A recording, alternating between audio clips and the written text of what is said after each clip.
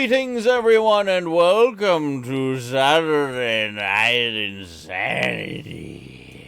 The sanity's about to begin, all. It has begun. This is it. This is the InSaNiTy. You're in it. I hope you're ready. You're in it. That's a lovely crown of flowers you have. That is clearly a real crown of flowers you have. Did you send the other half of the tweet? No. No. Fine, I guess I'll send it. Where is it? The slight pause. No. Why would I do something like that that's productive and helpful? I have no idea. Fine. Productivity's lame. Productivity's pointless, I should say. How's it going, everybody? It's going. How are you? Good. I have a song stuck in my head by a band called Wukon. I have W-U-C-A-N. 2 pickups today. I have 3 pickups. I have 0 pickups this week. 0. That'll be me, I Sam. wonder if it'll pick up the face on this. Hold on. Not to ruin the title. I know Sean knows it. But Oh, I know that pick one. the face up. Pick the face up. Finally. No, Pick the face up. might Not not be enough face. close I don't think enough, there's not yeah. enough face. But yeah, finally I got it. Tell us Yay. a Severin time. I like that one. Yeah, it's a Severin title.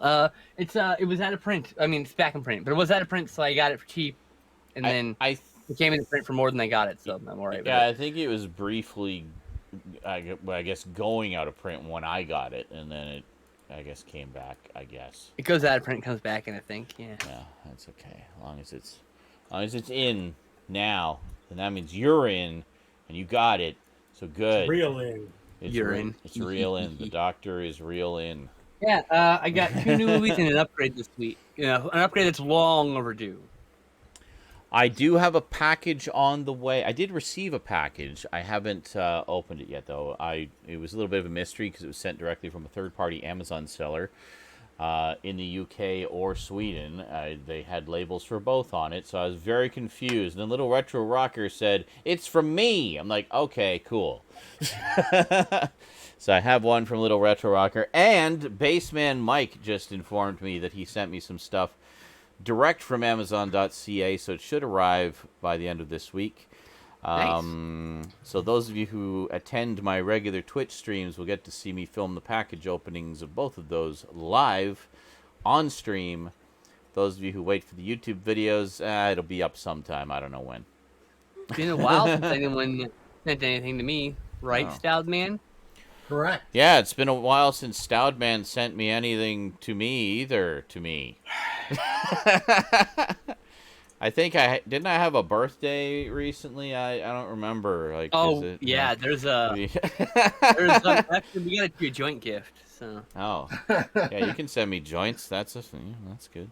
no, not actually, God no. I think Oh, I think that would that's actually true. get picked up at the border. Yeah, That would probably definitely not get us in possible. trouble. Like, even though it's legal there and it's legal here, it's Yeah. still probably not Doesn't legal matter. for Somewhere in the fucking- middle, it isn't. Yeah, transfer. Yeah, probably. the government yeah. itself doesn't like it yet. Yeah.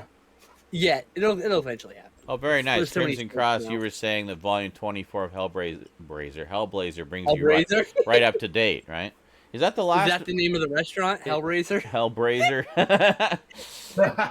Char-grilled restaurant. Braised beef. That sounds like the best fucking name for a restaurant. That's a braised Hellblazer. barbecue braised Hellblazer, beef, like yeah. that sandwich right there, the Hellraiser. Is that the last volume of the classic series, Crimson Cross? I know they're getting pretty close to the end. I want it. Boob hurts. 2 left, so it'll be 26 volumes. Okay, good to I know. just love the way you put that, Buster Cherry. I almost shit my pants at the store when I saw Meet the Feebles on the shelf. Wait, what? Meet the Feebles, a legit copy? Since when?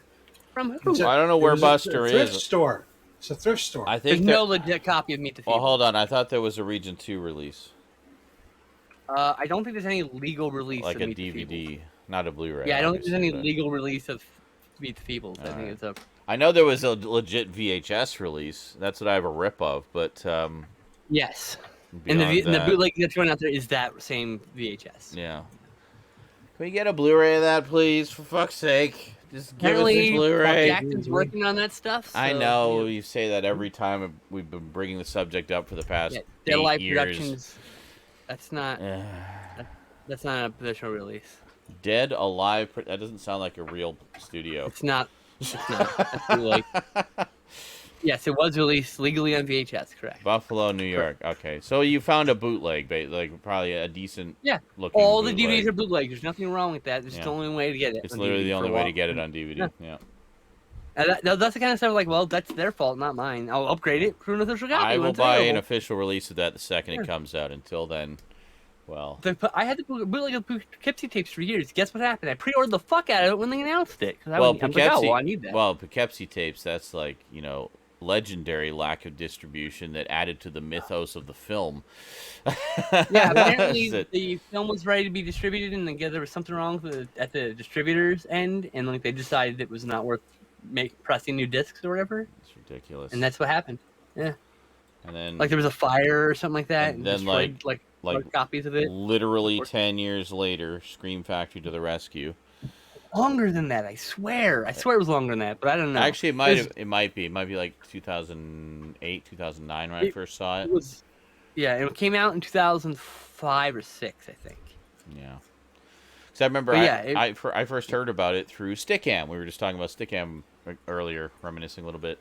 I first heard about it from Mafia Man 5437, who long-time friend, goes by a few different names.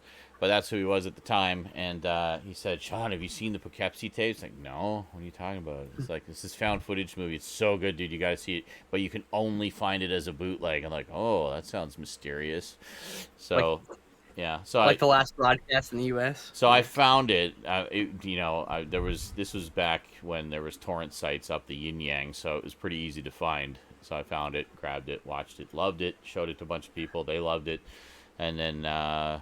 We just sat on our laurels waiting for an official release, and finally, a couple years ago, Scream Factory put it out. So hooray! Yeah, Skeleton Boner, but the Dead Alive Productions never put out a DVD of any of those movies. In fact, Burning Moon is put out by Intervision. I have it. Lycanthrope's still lost on VHS. Soul of the Demon, I think, got a region too. Yeah.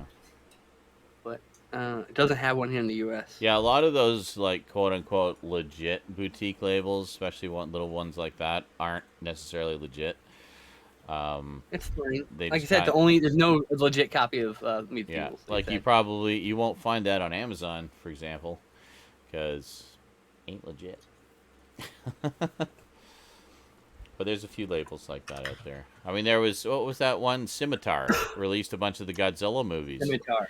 Which were not officially licensed. Apparently, they're all bootlegs. They were a notorious bootleg company. Brentwood was another one. Yeah. Brentwood Releasing, which had some legal releases and some illegal releases. Yeah, they had a lot of shot and videos of films that this they just guy stole. says he's a Star Wars fan, but he doesn't even have the Ewok movies. Yeah. Those are the best that ones. company's out of business now. How can you call yourself the legal a real end of that Star catalog Wars went to if you don't have the original Ewok BCI movies? clips. Thank you, Jay. They released those to their driving collection. Oh, okay, yeah. So you can see there's a direct evolution of all these collections. I did a whole article on Geeky.com about it back in the day, but it's got lots of time and space now. Yeah. I still have it. I think on my. You should find it. You should repost that somewhere. I should put it up on Medium or something. That would be interesting reading. I need your help with my internet right now. The fuck. So okay. Our apologies. Garbage Gamer is not joining us this week. He joined us for Fortnite Friday yesterday on Twitch. That's cool. And we had some fun, but he said he can't make it this week. I think he's working or something. He's just busy. Yep, so. He's working. He's getting home and passing out because he has to work all day or whatever, and closes.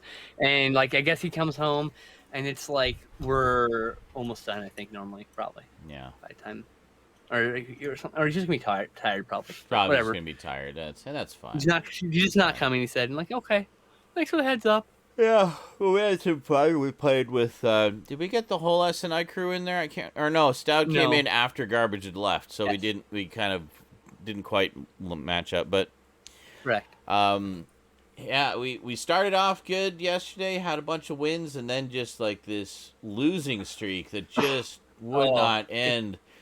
And then till the very last match. the very last match of the night, we won, and it was actually Skinslip got the last shot, shooting the last guy up the butthole with, what was it, your pistol, I think? It was an SMG I picked up because Oh, I was it trying was to find an a SMG, shotgun. okay. And I accidentally picked it up while I was trying to heal or whatever, Yeah. trying to pop minis. Yeah. And I swapped out my gold shotgun, pump shotgun, which he was using to kill all of you, by the way. Yeah. Oh, yeah. Yeah, I'm All sure. of you that fucking thing. I was like, no, it's my shotgun, you fuck. The irony. So I ran around shooting his building because I was just angry with Yeah. his submachine gun. And then finally shot him in the butt as he was healing. I shot through the wall and got him with a bullet. Like, oh, okay, that works. Good. Staying right in front of you, I think. You were like, yeah, down. yeah. I saw your silhouette. I was downed, and I saw your silhouette. I'm coming. So I tried to. Whenever I'm down, I try to aim my view to wherever the action is, just so I can see at least something. And so yeah, so I saw your silhouette of just laying into the guy. Right into his butt, literally into his butthole, because his back was to me, and I just literally pulled the trigger and was just shooting. Directly into his butthole. I didn't know how low he was. So I'm like, and apparently one bullet killed him. I was like, oh, okay. I think, Really you guys had done some damage to him, and he was probably trying to get a breather to heal a little bit, and just didn't get that reprieve because. Should have popped the mini instead. You'd be mad. You'd be mad. He'd be alive if he popped the mini first. Was he healing? Did you get him? Yeah. You caught him healing. Yeah. Nice. Naked healing, just straight up healing. No shield first. Beep, beep, beep, beep, beep. He had probably had less than 20 hit points too, because I hit him with a single bullet in the butt.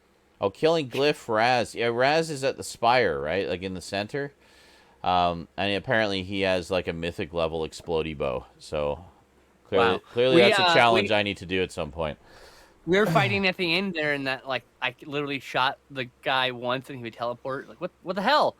Oh, that one bullet would hit him. And it was that fucking. It was the Guardian spire. It was one of the smaller spires with the Guardian, the assassin fucking there. Blinking lady's annoying. Yeah, because you'll get a couple hits in, and she'll teleport away, and then she'll start shooting. I was getting a single bullet before she teleported. I was you don't even know where she is yet, and she's already shooting at you, and you're like, where'd she go? Fuck! Ah! Yeah, it's really ridiculous. Yeah, it's satisfying It's my to take least them favorite down. villain. It's satisfying when you take them down, though, and they usually have pretty good guns that you can take off of them too. But and Stoud's internet has imploded apparently. So excellent, good stuff.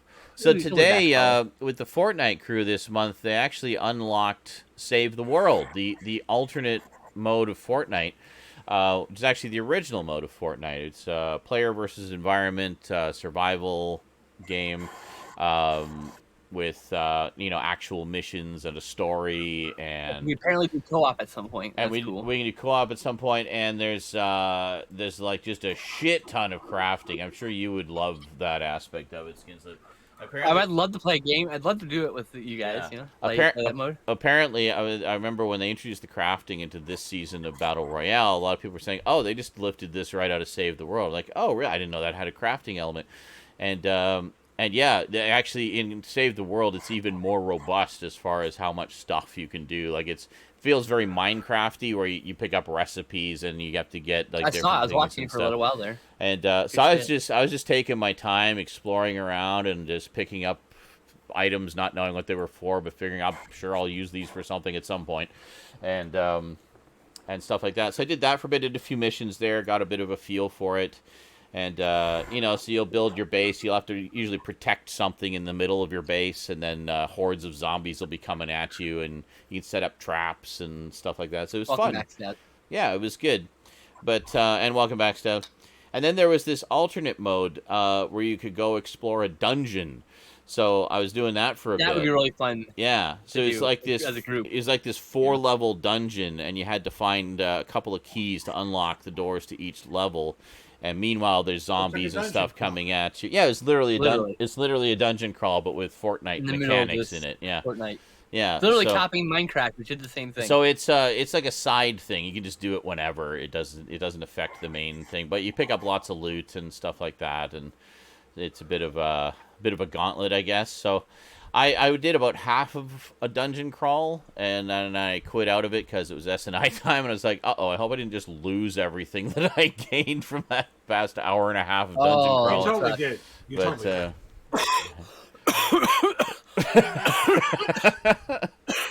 wow, you're not looking too well there, Skinslip.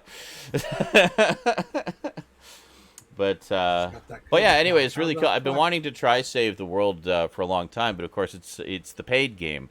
It's what Fortnite was originally intended to be, and then Battle Royale was originally just released as like a promotional free thing for people to come in and try the mechanics in a Battle Royale scenario, and that ended up being the thing that took off. So like, okay, I guess we'll just go with that then.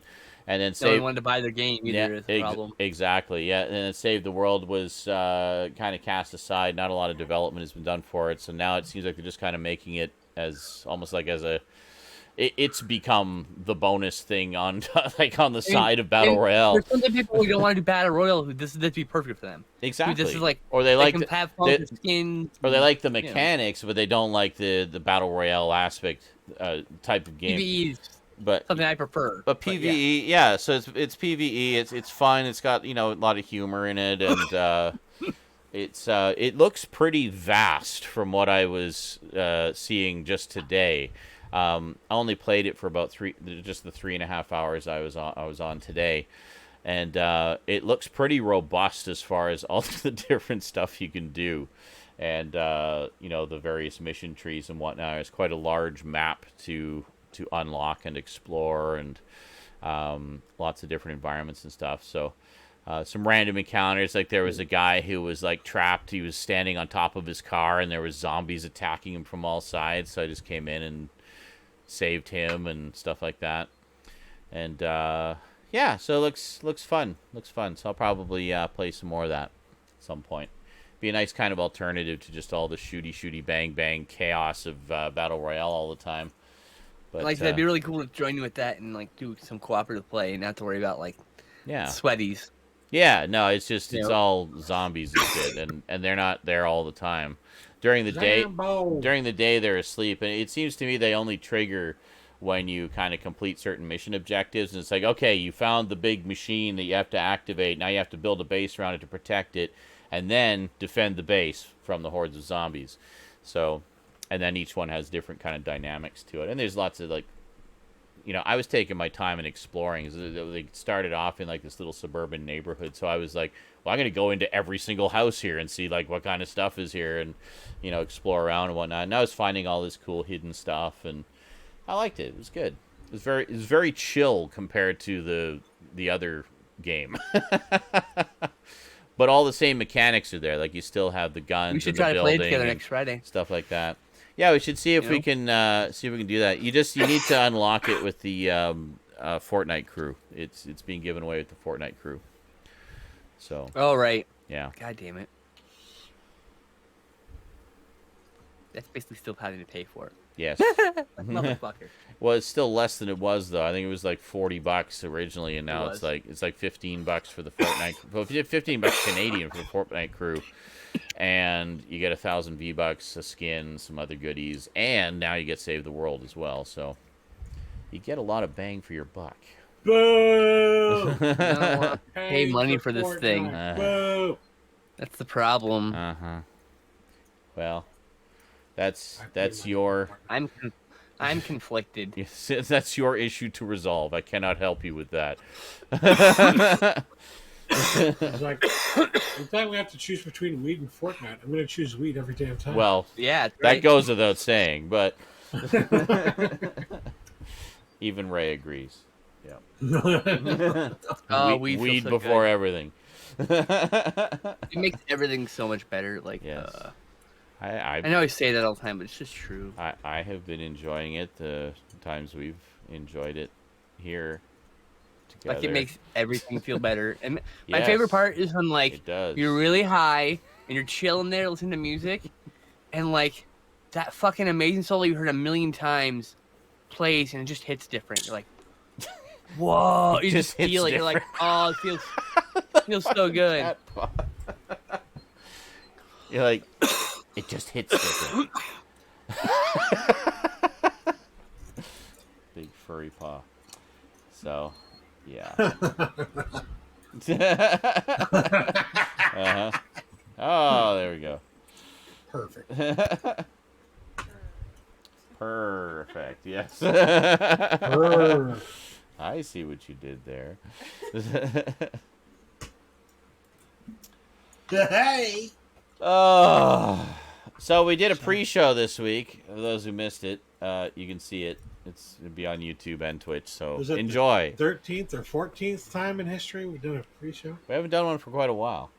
The only reason we did is because I was kind of behind schedule with everything today. So Stout was like, we could be doing a pre-show right now. I'm like, fine, that's cool. fine, I'll do a pre-show. Well, then I appreciate that. Then I can slack more and take longer to get ready. Exactly. You could be eating and just chatting with us the whole time. Like you should just, like the minute you log out, you should just jump in and then let's walk away and let's just babble. Yeah. While we don't even know you're here yet. That's right. Yeah. Let's listen in on Skinslip and Stout and hear what deeply personal things they're talking about right now. Oh, yeah. No, I stopped talking about deeply personal things in here because Mike gets in the fucking chat. I know. Michael keeps trying to learn all our secrets, but we're on to you. To be fair, we usually You'll don't never know our secrets. secret things in here. Secret. I've got a secret. Ba-boom, ba-boom, ba-boom. Secret. Kilroy. I'm Kilroy. That's my secret. I'm Kilroy. Did you know that I think it's at the World War II Memorial in Washington, D.C. They actually have a little Kilroy was here thing on the memorial somewhere. I can't remember where it is. It's like off to the side or something like that. But it's a fairly big, like etched into the stone of the memorial. Yeah. I am Kilroy. I thought that was so cool. Yeah. Anybody ever goes to Washington, D.C. should look for that. That's pretty cool. Look for Kilroy and find out if he was, in fact, here. Here. It's kind of the first meme. Right? Yeah, certainly an early one. In a lot of ways, yeah. Yeah. Because I'm pretty sure really took off. So I'm pretty sure they weren't all drawn by the same guy or girl. Well, you'd be wrong about that. It was the same guy everywhere. John, Eh? I've been talking to this girl and she wants to watch Columbo with me. Nice. I've never seen Columbo outside of my childhood. It's honestly really good. It's very well written, very well acted, and just a lot of fun. I'm sure you'll enjoy it. I'm turning into an old person. Mad Columbo! Columbo! You need to make Matlock, that classic sound that we did. You need to make that on your soundboard. Matlock. Yes. Yeah. But, no, Columbo's great. I love Columbo. I keep wanting to watch it with you guys, but I keep not. You should remove all the pop culture ones slowly with stuff that we've made, so you can own all the sounds and not have to worry about in the future. Yeah, probably. I don't have a problem with Columbo. I just happen to still believe that Murder, She Wrote was a superior. Oh, I loved Murder, She Wrote. Even as a kid, I thought that show was good. Well, they're different. Like, they're both kind of murder mysteries, but this woman is a nexus to murder. Everywhere she goes, a murder fucking happened. Yeah. Dude, if she comes to visit for Christmas, you're like, oh fuck, is someone gonna get killed? You're like, quick, invite some friends over too, just in case. That's right. We need some fodder. Angela Lansbury was the killer. That's right. That's my favorite fan theory. That's the fan theory, is that she was actually the killer in every episode, just so she'd have stuff for her store for her books. Her MO was to frame other people. Yeah, that's right. That's what it was. And then that's fucking MO. as fodder for her books. So someone on the internet came up with that as a joke, but like it was a pretty funny fan theory. Maybe Reddit or something. Yeah. No, Columbo's great. How have you actually seen any Columbo, Stout, of any significant amount? Not of a significant amount. Okay. It's been a long time since I watched it too. Yeah, see, like I remembered it originally as something my parents used to watch, so I would just kind of see bits and pieces of it, and I thought, yeah, this is okay. I like the main guy; he's kind of funny. but I didn't really, watch it. It wasn't until I was older, like in my late teens, early 20s, in my own place, that A&E started showing repeats of it, like of all the old episodes, like, a few a week. That's when I started watching it, and I was like, That's when I was a kid. That's the funny part. yeah, so it was like early to mid well. 90s, I guess. They were showing repeats of it fairly frequently, and that's when I started catching a bunch of them, and I was like, this is actually really good. And like one of Steven Spielberg's earliest TV jobs was directing an episode of Columbo, It seems like they don't even show Columbo anymore in repeats. They only show fucking every other everything else, fucking reboot of Law and Order and CSI and shit. Yeah. And Monk's the new repeat. They took over. Monk, everything. I'm okay with. I like it, but I'm saying that's the Tony new repeat. Shalhoub. Like Gotta love Tony Shalhoub. and Burn Notice gets repeats also. Like Monk is so good. Burn Notice, by the way, was a great show. Even though it kind of I'm covered in pretend kitties, while Skinslip is also a pretend kitty petting a real kitty. Oh, I can get. Hold on, I can. Cats all over us. Your cat's more 3D than mine. Mine's. That's okay. I had more of them though. And I can keep mine on forever. Did you say that Burn Notice was also a good show? Yeah, it's great. Okay. I have the first. Is that the one that had Bruce Campbell? Yes. Yeah. Yes. Around the last season, it kind of jumps the shark. And it starred the guy who was in Blair Witch 2. Ooh. Oh, I lost my fucking. Oh, damn it! You got the wrong one. Actually, unfavored it. But it was, Burn Notice was one that my mom used to watch all the time, and she kept saying, "You got to see this." And she kept talking about. You would love it, Sean. I know I would. And she was saying how she really liked this character that Bruce Campbell plays. And I'm like, have you ever seen the Evil Dead movies? It's like, no. It's like, you have to see the Evil Dead movies. So how have you not? Because I was just like, that's what made Bruce Campbell famous, was those movies. So, yeah. But no, she actually bought the show that he was on. She actually bought me the first season on DVD. I still have yet to watch it, but I have it. What was that show? Master of Thieves? Oh well, Prince of Thieves? he was a recurring character on Xena, and then they gave him a very brief spin-off. Yeah. That show was really good. Totally underrated. I can't remember what it's called. I remember watching and enjoying it. I can't remember what it was either. But Bruce Campbell. Yeah, I was one Joxer to get his own show because he's like, come on. Hey, yeah. Give Ted Raimi a chance. Yeah, Crimson Cross, as you'll probably know, I love NYPD Blue. That was the first sort of, crime drama show I watched. That one. I watched, like, when it started. Because it got a lot of press at the time because they were kind of pushing the envelope for nudity and language on network television, like, more so than it had it in the past. It was the thing that came on after Raw, and so I turned it off. It was interesting. I have to respond to jail here. I'm kind of stun-locked. What? What do you mean I should watch 17 again? Why should I watch 17 again? What is it? Okay, like JL, please try to actually listen to the conversation that is happening. We're talking about crime drama and mystery shows.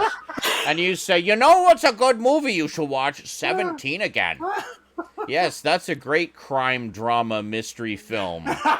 If that movie had a murder mystery, I'd probably want to watch it. Yeah. Like, it doesn't, so I'm not interested. Oh my god.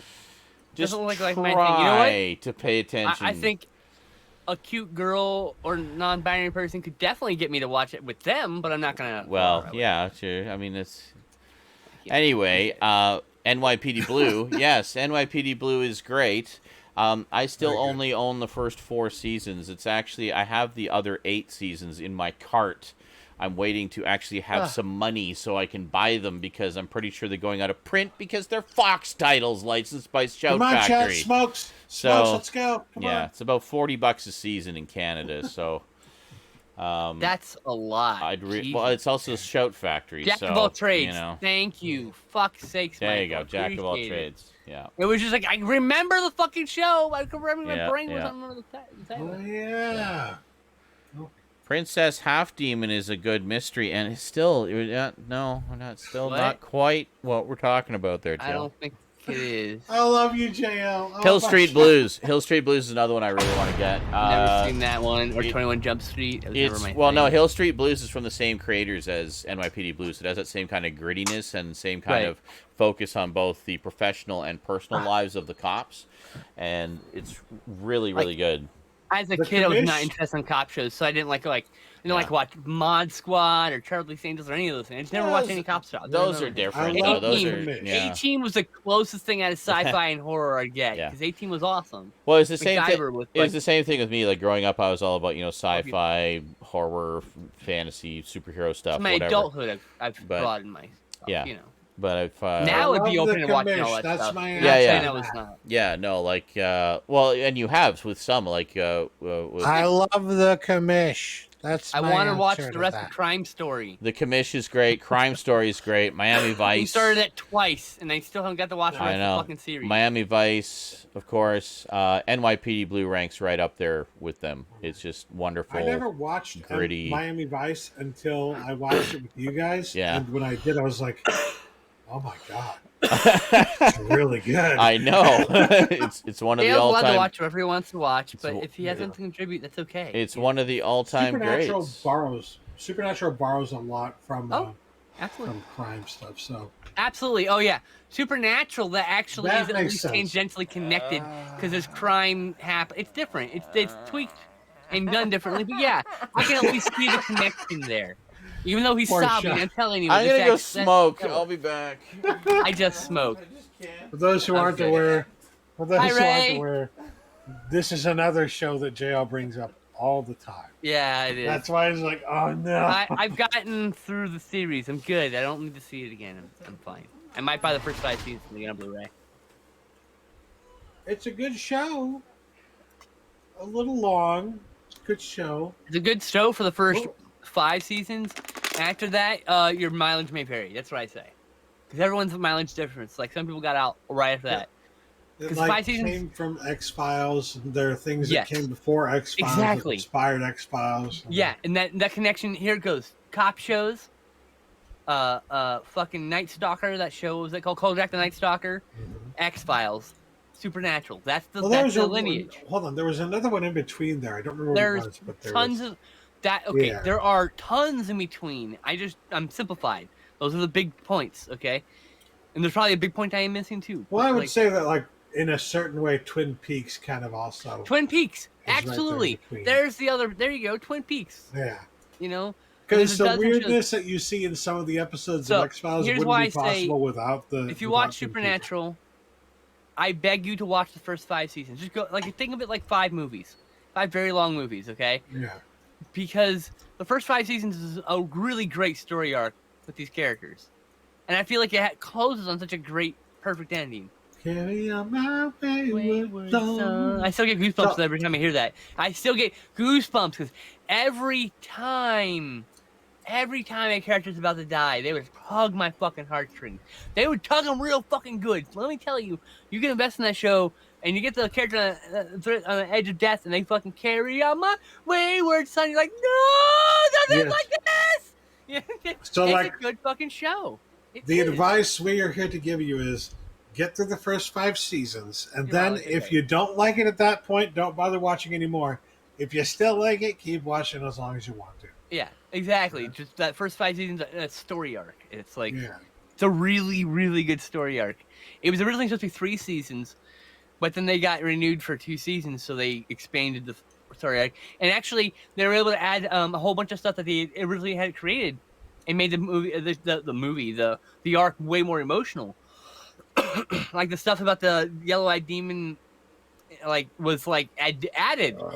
They added a bunch of the stuff that was connected to the yellow-eyed demon, that wasn't originally there. That I don't want to do any spoilers, So there's a bunch of connected threads that weren't connected before they had gotten additional seasons. So I really love the show. And then yes, I would say do it in small chunks because the Monster of the Week of the first season. The Monster of the Week of the first season, in particular, is a bit,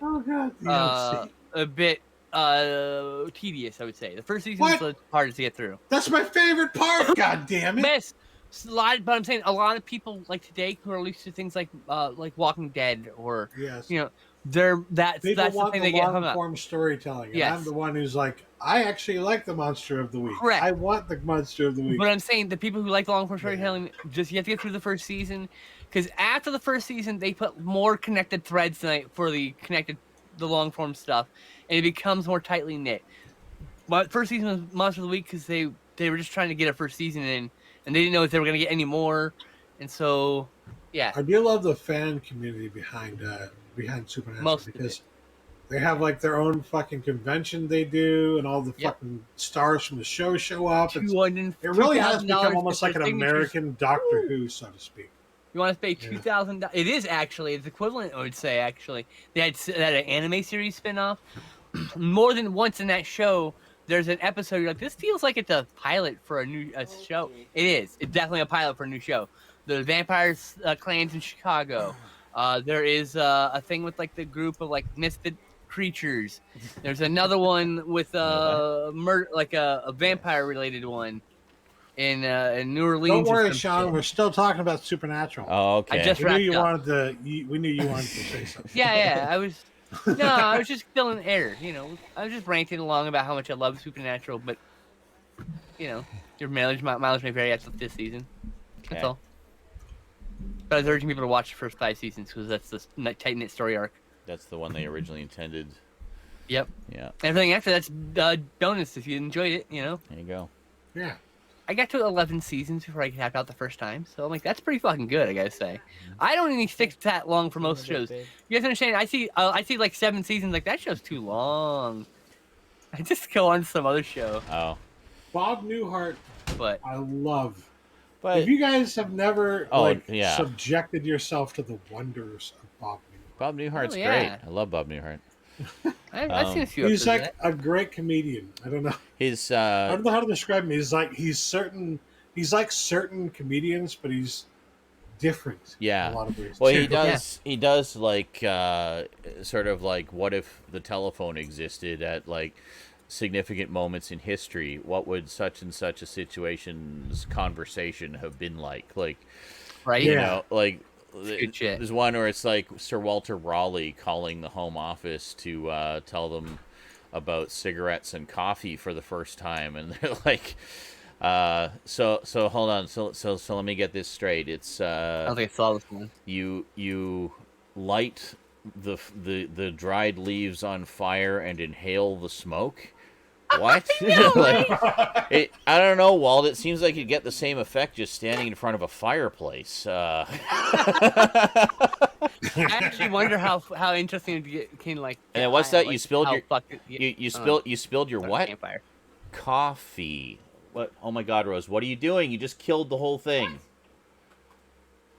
You just killed everything. What are you doing? You just killed the whole thing. Rosie's rewiring things. And plug number 4. It was in number 2. Isn't that? Like it always is. No, this is in number... Put it back exactly the way it was. I did. Push number 2. Oh, I thought I unplugged the... Sorry. Yeah, there you go. I live for Sean's. What was I talking about? Oh yeah. It's like, okay, so what? You spilled your what? Coffee. What's that, Walt? It's a drink made from a kind of bean. He just like bursts out. Or like when the guy who invented baseball is calling in and trying to explain the rules of baseball to him, and it just makes absolutely no sense. Yeah, it's like I remember that one. Who didn't actually invent baseball, by the way, but yeah. Do that I would love to rewatch that show. Honestly, that's one of those ones I think that will hold that's up remarkably well most of the time. That's his stand-up routines, but he did a couple of sitcoms. He actually did three sitcoms. He did the Bob Newhart show, which was the one in the 70s, and then he did Newhart, which is the one in the 80s where he's running a hotel. Never seen that one. That one's really good too. And then he did, I think it was just called Bob, which was one where he was they just really went the whole game. It was the titles there, didn't they? I know, right? Damn. And Bob, sadly, was the shortest lived one, but it was one of the ones I probably had the most interest in because it was where he was a comic book artist. And it was like all these little jabs at the comic book industry and stuff. Well, I really want to watch that one now. Yeah, it's a lot of fun. Because here's the thing. There's a lot of comic writers who went to TV, too. So I bet you oh, probably. somebody wrote for that, and I bet you I want to watch it like, I know what that's fucking referencing. Yeah. I know there's got to be one episode like that. I'm like, sure that's is. referencing something. Yeah, so... well, this is a Jim Shooter reference right here, you know? So it's whatever. It's good stuff. Yeah, I would like to see that. Bob Newhart's great. He's one of the all-time great comedians. We also won't get Werewolf because of the music rights Stratomaster. Werewolf. That a while ago. Yeah, Werewolf. It's Fox, both things. It's weird what the situation is with Werewolf because Scream Factory had it. And they were about to release it. They even had cover art for the release done. It was ready to go. It was like almost out the door. There was like 2 or 3 songs that they couldn't get the rights to. And the problem is they did not have multi-track audio for the episodes, so they couldn't just replace the music. They would have actually had to replace all of the audio in the scenes where those songs occurred. And there was dialogue and stuff as well. So it was just too cost prohibitive to even consider doing. But what it was, apparently, it wasn't that the music companies wanted too much money, as is usually the case in scenarios like that. It was that the artists in question simply said no. That happens sometimes. They just didn't want it released. Yep. So that just happens sometimes. Yeah. Oops. All right. It's like, and for the record, it was not Timbuk 3. A lot of people thought it was Timbuk 3, but it was not. Timbuk 3 was perfectly okay with My Future's So Bright I Gotta Wear Shades being used in the pilot. It was not them, so stop blaming Timbuk 3. Right. Timbuk 3 are good people. But, yeah, it was some... that's what's keeping the Keep from getting released is music rights. Because Tangerine Dream was never paid for it. Like, they were promised profits and no... So and that's... Then they movie budgeted out no profits to them for that's one that's stuck in VHS land, isn't it? Yes, it actually had a DVD in not too long ago in Australia. Okay. So something. So there's something out there, but it just doesn't mean it's never gonna get released. That would be bad. a thing where if Scream Factory wants to a hot fucking title. Yeah. They put that out for Halloween this year. Yeah. Yeah. Michael Mann's horror film. I saw the lights flicker, so if I dip out, that's probably what happened. All right. We'll get ourselves warned. Rosie's got her game over there. It's all figured out, so it should be good. What are you doing? Oh, you're looking at Hopefully nothing will looking go at the wrong. Fortnite coup. Rosie really wants to save the world now. But yeah, anyway, Stratomaster Werewolf is one that I would love to get because I watched it a little bit when it was originally on. I have a handful of episodes on tape from the original airings, and it was so good. And I've always wanted to sit down and watch the whole saga because it was something of a continuing story. And it was very good. It's like it was incredibly ambitious for a television series at the time. I mean, we talk about how there's so few werewolf movies out there because werewolf transformations are expensive and complicated to do. And this was back in the day of practical effects and practical makeup and stuff, and they did it in that show on pretty much a weekly basis. And it was a really good show. It just had a really good story, some really great characters and stuff, and it was just it was good. And you can find it out there. You know, there's fan sets out there you can find, but obviously they're not going to be as good a quality as something taken right off the original masters, and that's what we really want. But maybe now that Disney owns the Fox library, they can find a way to make it happen. I don't know. But I don't know. I feel like it's just far too niche by this point, and that Scream Factory release was our one chance. And speaking of Disney, though, for a long time, I even wrote an article. Maybe on my streaming new website. at some point. I even wrote an article on my new website about Disney and their movie club, right? Now I know Sean hates the fucking Disney movie club. I just hate that they bury so much stuff in the Disney movie club, but it never gets like a non-movie club release. Yeah. So, good news and bad news then. Well, the good news is that finally they're actually doing things with the Disney movie club other than just re-releasing Fox titles, which is what they have been doing for the last year and a half. Yeah, just kind of digging through that library. Yeah. So finally, they're coming out with some new releases from their old catalog. Oh, good. And for the first time ever, The Black Cauldron is going to be on Blu-ray. Nice. So that's a nice one. Hopefully they don't fuck up the transfer. That's what I'd like to get. Know, yeah. Sadly, the transfers with Disney Movie Club are typically not. Well, great. I will say this regarding Disney Movie Club releases. I will always be grateful to you, Stoud, for some of the titles you've sent, especially the Black Hole Blu-ray. Yes. One of my childhood favorites right there. I love that movie. And also to Frank of It's Frank on YouTube, who sent me so many Disney Movie Club titles, a lot of animated ones, a lot of movies that have only had Disney Movie Club releases, some of which were, childhood favorites, some of which were new to me. But, it's great to have friends who help you out with stuff like that. Because there's not enough kind of in there for me to justify getting a membership. There hasn't been enough in there for me to justify having one. It's been so bad lately that it's like, why do I even still every single month go on there and say no to their fucking offer? No. God damn. Yeah.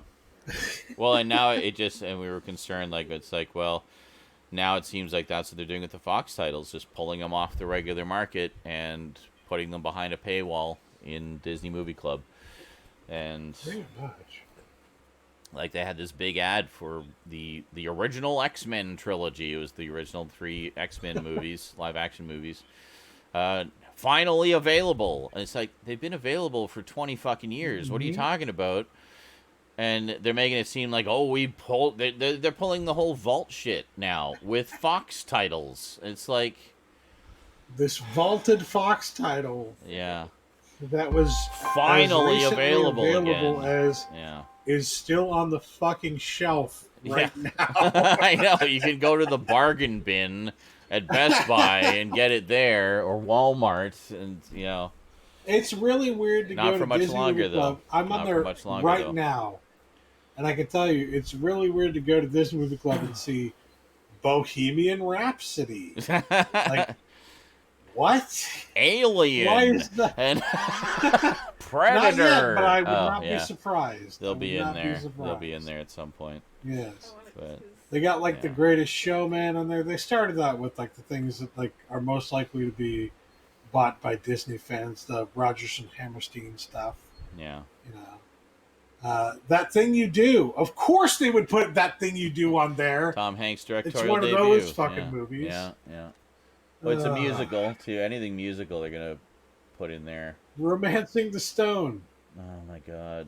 Oh, Super Saver. X-Men First Class for $9.98. Ooh.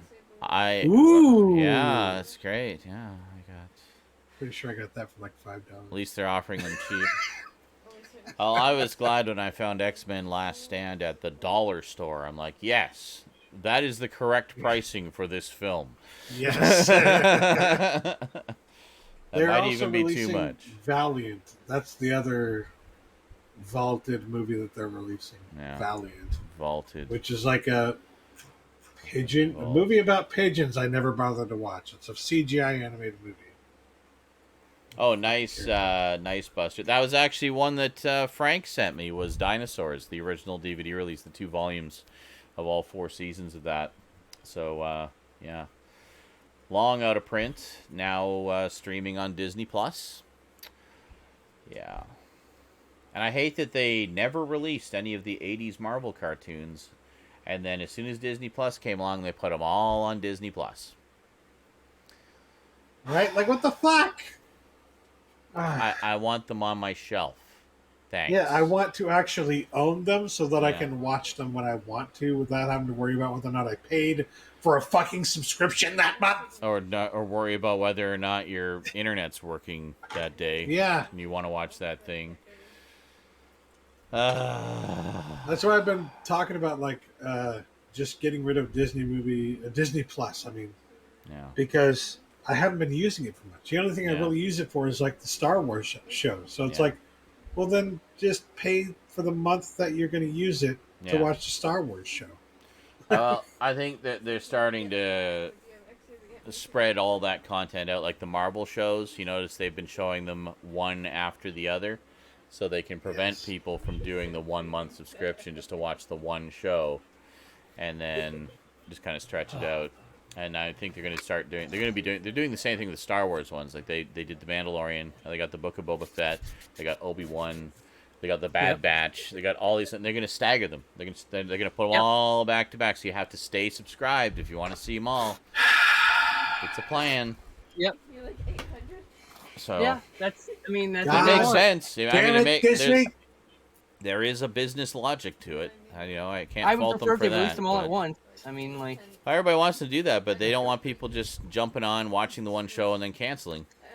That's exactly why they're doing it. The nice thing is I have patience, so I can be like, okay, this is coming out, and then this is coming out a couple months later, and then this is coming out the next month.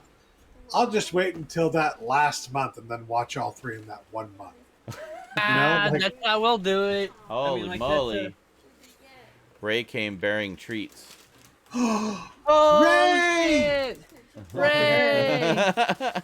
Save your Ray! She's sitting here doing the show, and she keeps bringing food to me. This is wonderful. I can get used to this Isn't it nice life. to have someone in your life? Yeah, that's great. It's almost like jealous. It's almost like she understands what I do and is actively trying to be helpful and supportive. Like, I mean, what a concept. Nothing for you. Yeah, it's grown up. The rest is grown up stuff. Ours? Where's ours, Ray? Hey, where's ours? Oh, let's see. Oh, holy moly! What? Do Hopefully, we have here? all We the have- munchies. Oh.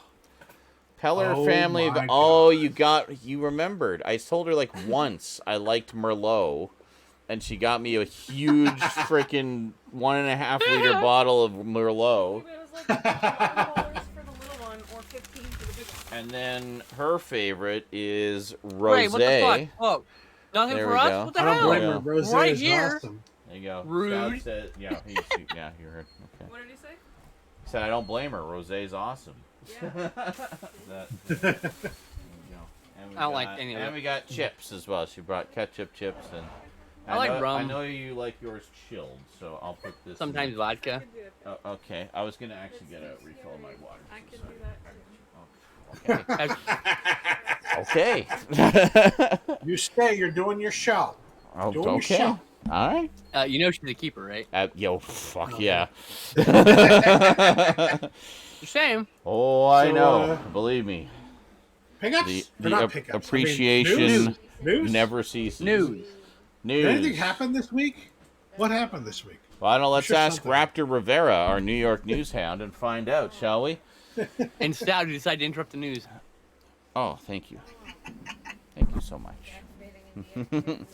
Skinslip said, you know she's a keeper, right? And I'm like, oh, I know. I know. Okay. So, from Raptor Rivera, our New York news hound, says, before we get into the news, we have a birthday to acknowledge. Yours truly, and provider of all things geek news, Raptor Rivera. Well, happy birthday, Raptor. Happy birthday, Roberto. Raptor. Instead of You gifts, are the bomb. he says, instead of gifts, hand jobs, and world conquest, I'd like for you guys to keep on supporting the creators in our tight-knit family. Elbow drop the donation button and catch Couch Yes. Tomatoes movie reviews every Wednesday at 8 p.m. Pacific time. Aw. Bless his There you little go. heart. Raptor. Has Oh, been, Raptor.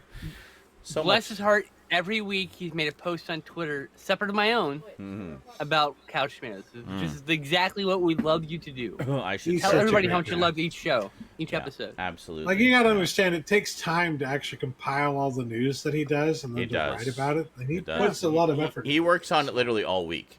And, like, he'll take notes as he's going. Anything that comes up, he scans all the all the Discord boards, and for anything. He's on every fucking board. I don't know how he keeps up. I don't know how he keeps up either. And he's like, okay, I'll add that to the news. And it's like, well, I mean, Raptors here? I keep up because I have no fucking job outside of being a Discord moderator and Twitch streamer, you know?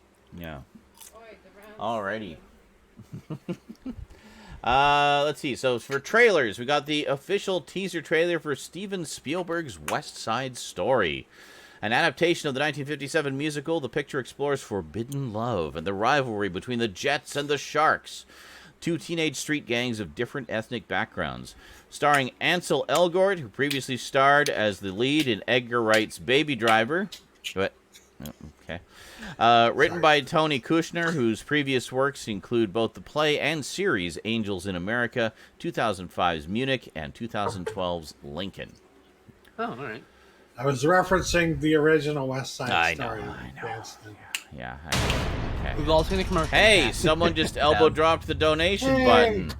Thanks, 1871. There was one earlier too. $6.29. Are we inching our way towards more time for tomorrow's marathon day? Is that what we're doing? Okay. Is that the full thing? Wow. It's almost. She can math too, ladies and gentlemen. Almost. $25 exactly. It is $25 exactly. Oh, wow. So thank you, Baseman Mike, for gradually adding an additional half hour. Gotta love him. That gives us a solid 5 hours for tomorrow, for Sunday, everybody. That's awesome. Nice. Okay. So. Oh, he was a previous donation. Okay. Which what? Who?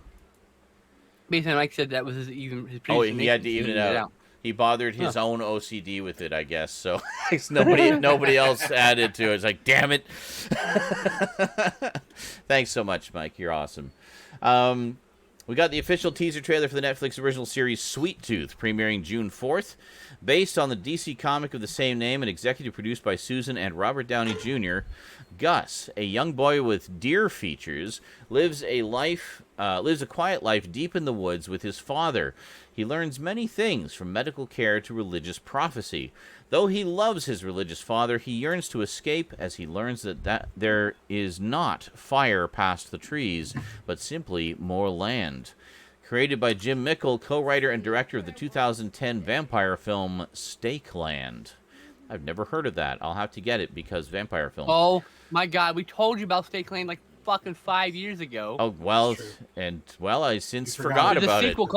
There's a sequel called Stakelander, too. It's also good, but for different reasons. Cool. I'll have to check it out.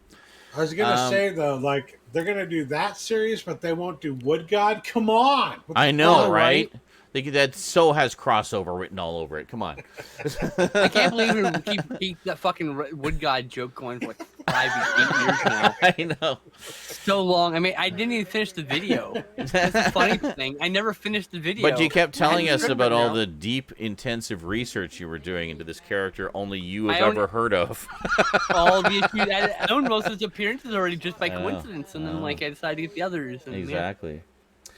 This one I watched. Roberto actually tagged me when he posted the trailer for this. Thank you so much, dude. I watched it the second I saw it there. He says, second trailer for the 5th season of the Adult Swim original series, Rick and Morty, premiering June 11th. The Smith family are piloting a Voltron robot and fighting kaiju. Sold. Yeah. It doesn't even look like it's a parody of Voltron. It looks like it's just full-on Voltron. And yeah, I was pretty stoked when I saw that. I was like, yes, thank you. This whole thing is a parody of Ready Player One, I'm guessing. Very possibly, yeah. Since they do similar things in that with other robots and stuff. Yeah. Official trailer for the Hulu original documentary Summer of Soul, premiering July 2nd. The documentary examines the 1969 Harlem Cultural Festival, which was held at the Mount Morris Park in Harlem and lasted for 6 weeks. Despite having a large attendance and performances such as Stevie Wonder, Gladys Knight and the Pips, and Sly and the Family Stone, the festival was seen as obscure in pop culture, something that the documentarians investigate. Featuring the directorial debut of Questlove, the drummer for the band The Roots. That sounds really interesting, actually. I am very interested in that, having done writing about tourism and stuff like that. Oh, yeah. I happen to know that they still have a Harlem festival they do every year. They haven't for the last year or two because of the pandemic. Yeah. They still do have a Harlem music festival every year. Cool. And they are quite interesting, quite colorful, quite creative, very artistic. Nice. And genuinely sounds to me like a documentary that is not trying to be exactly but trying to be an answer to the original Woodstock movie. Yeah. So yeah, true. It's trying to say you made this whole fucking movie about Woodstock, but nobody fucking talks about. Well, yeah. This is well, that's what they were saying. This is part of American history too. Why is this kind of not talked about more? It's really cool and interesting. So, no, that sounds pretty cool. I'd definitely be down to check that out.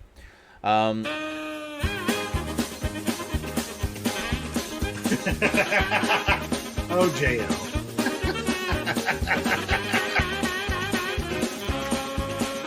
Thank you, JL.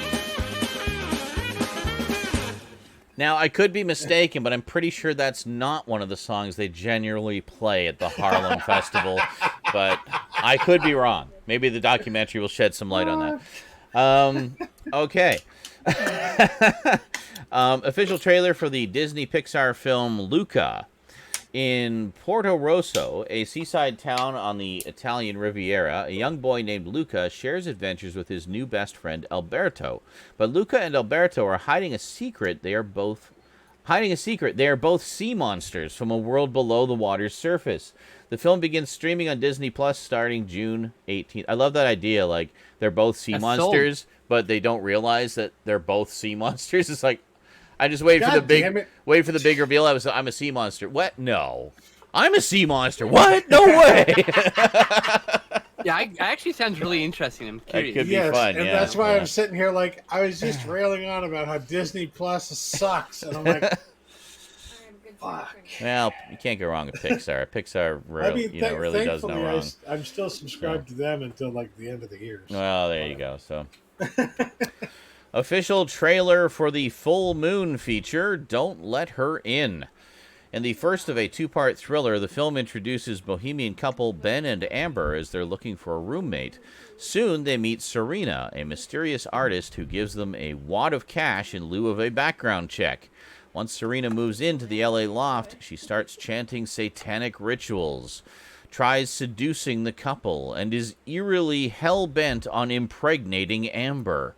Directed by Ted Nicolau, whose previous works include 1986's Terror Vision and 1991's Subspecies. Wow. Well, fucking sold. The whole Subspecies right there. film. You had me at Terror Vision. Yeah. The thing is, the trailer makes it not so great. I don't know. I don't know. I'd still want to check it out. Well, Terror Vision wasn't necessarily excellent, but it was still fun. Oh, Terror Vision. I love great. Terror Vision. Terror Vision's so ridiculous in all the most wonderful ways. It's coming back from movie Gangbang, by the way, version 2. Oh, yes. So. Well, actually, that one's okay. That one's okay because it was just you and me. That was the one we just did, the two of us. I want to do a full full oh yeah, absolutely. Get more people in. Not that I can't release that one, but that's just I want to go back and redo a bunch of the classic episodes. Yeah, for sure. They're really good ones. Yeah. We watched a lot of duds where we're just like, yep. Yeah. That's bad. Like, we just sitting there stunned silence on how bad a movie is for a while there. Yeah. So some of them are really fun. But I wanted to go back and read. But there were some fun ones. Let's see. And there was time we were let's watch Troll, and we had nothing to take. It was just a good movie. We were like, oh. There it is. There it is. Shelf. Yep. We all have the same double feature. I think this is the only way to get it. Yeah, it is at this point in time. I'm sure it'll come out quite again a good at some movie, point. though. Yeah. That was great. Especially if you remember growing up in the 80s or 90s. Yes, there's a lot. It's very satirical and has some great sort of body horror, but not in terribly horrific ways. It's more just kind of goofy. But yeah, it's fun. It's a really fun movie. Yeah. All right. Official trailer for the Apple TV Plus original series Physical, premiering June 18th. Set in the idyllic but fragile beach paradise of sunny 1980s San Diego, Physical is a half-hour dark comedy following Sheila Rubin, played by Rose Byrne, a quietly tortured, seemingly dutiful housewife supporting her smart but controversial husband's bid for state assembly. Well, that sounds like a Stoud series right there. Yeah, I don't know. Okay. They had a series similar to that for fucking Amazon that had John Goodman in it. I couldn't even be bothered to watch that. Wow. This next one, series I really need to sit down and watch, and now that I know it will have a definite ending, I can just binge the whole damn thing. Official trailer for the 4th and final season of the Netflix original series, Castlevania, premiering May 13th. With the conclusion of the series, Netflix is eyeing a spin-off show with an entirely new cast of characters. Cool. Well, to be fair, that timeline is all over the place in the generation, so they can go at any time period. There you and go. there's a Belmont and a Dracula fighting probably. Yeah. And like, Well, that's what the games Netflix are like too. Netflix's stats generally show that movies or shows start to as soon as they start losing their viewership, they just cut them off. They usually top fourth or fifth season. Yeah. That's about usually. So starting a new show brings back viewership and spikes up again. So Yeah. it's a new storyline. Yeah. Anyway. In movie and TV news, after the overwhelming success of Godzilla vs. Kong, Legendary Pictures are in early talks for one or more installments of the MonsterVerse, with Adam Wingard returning as director.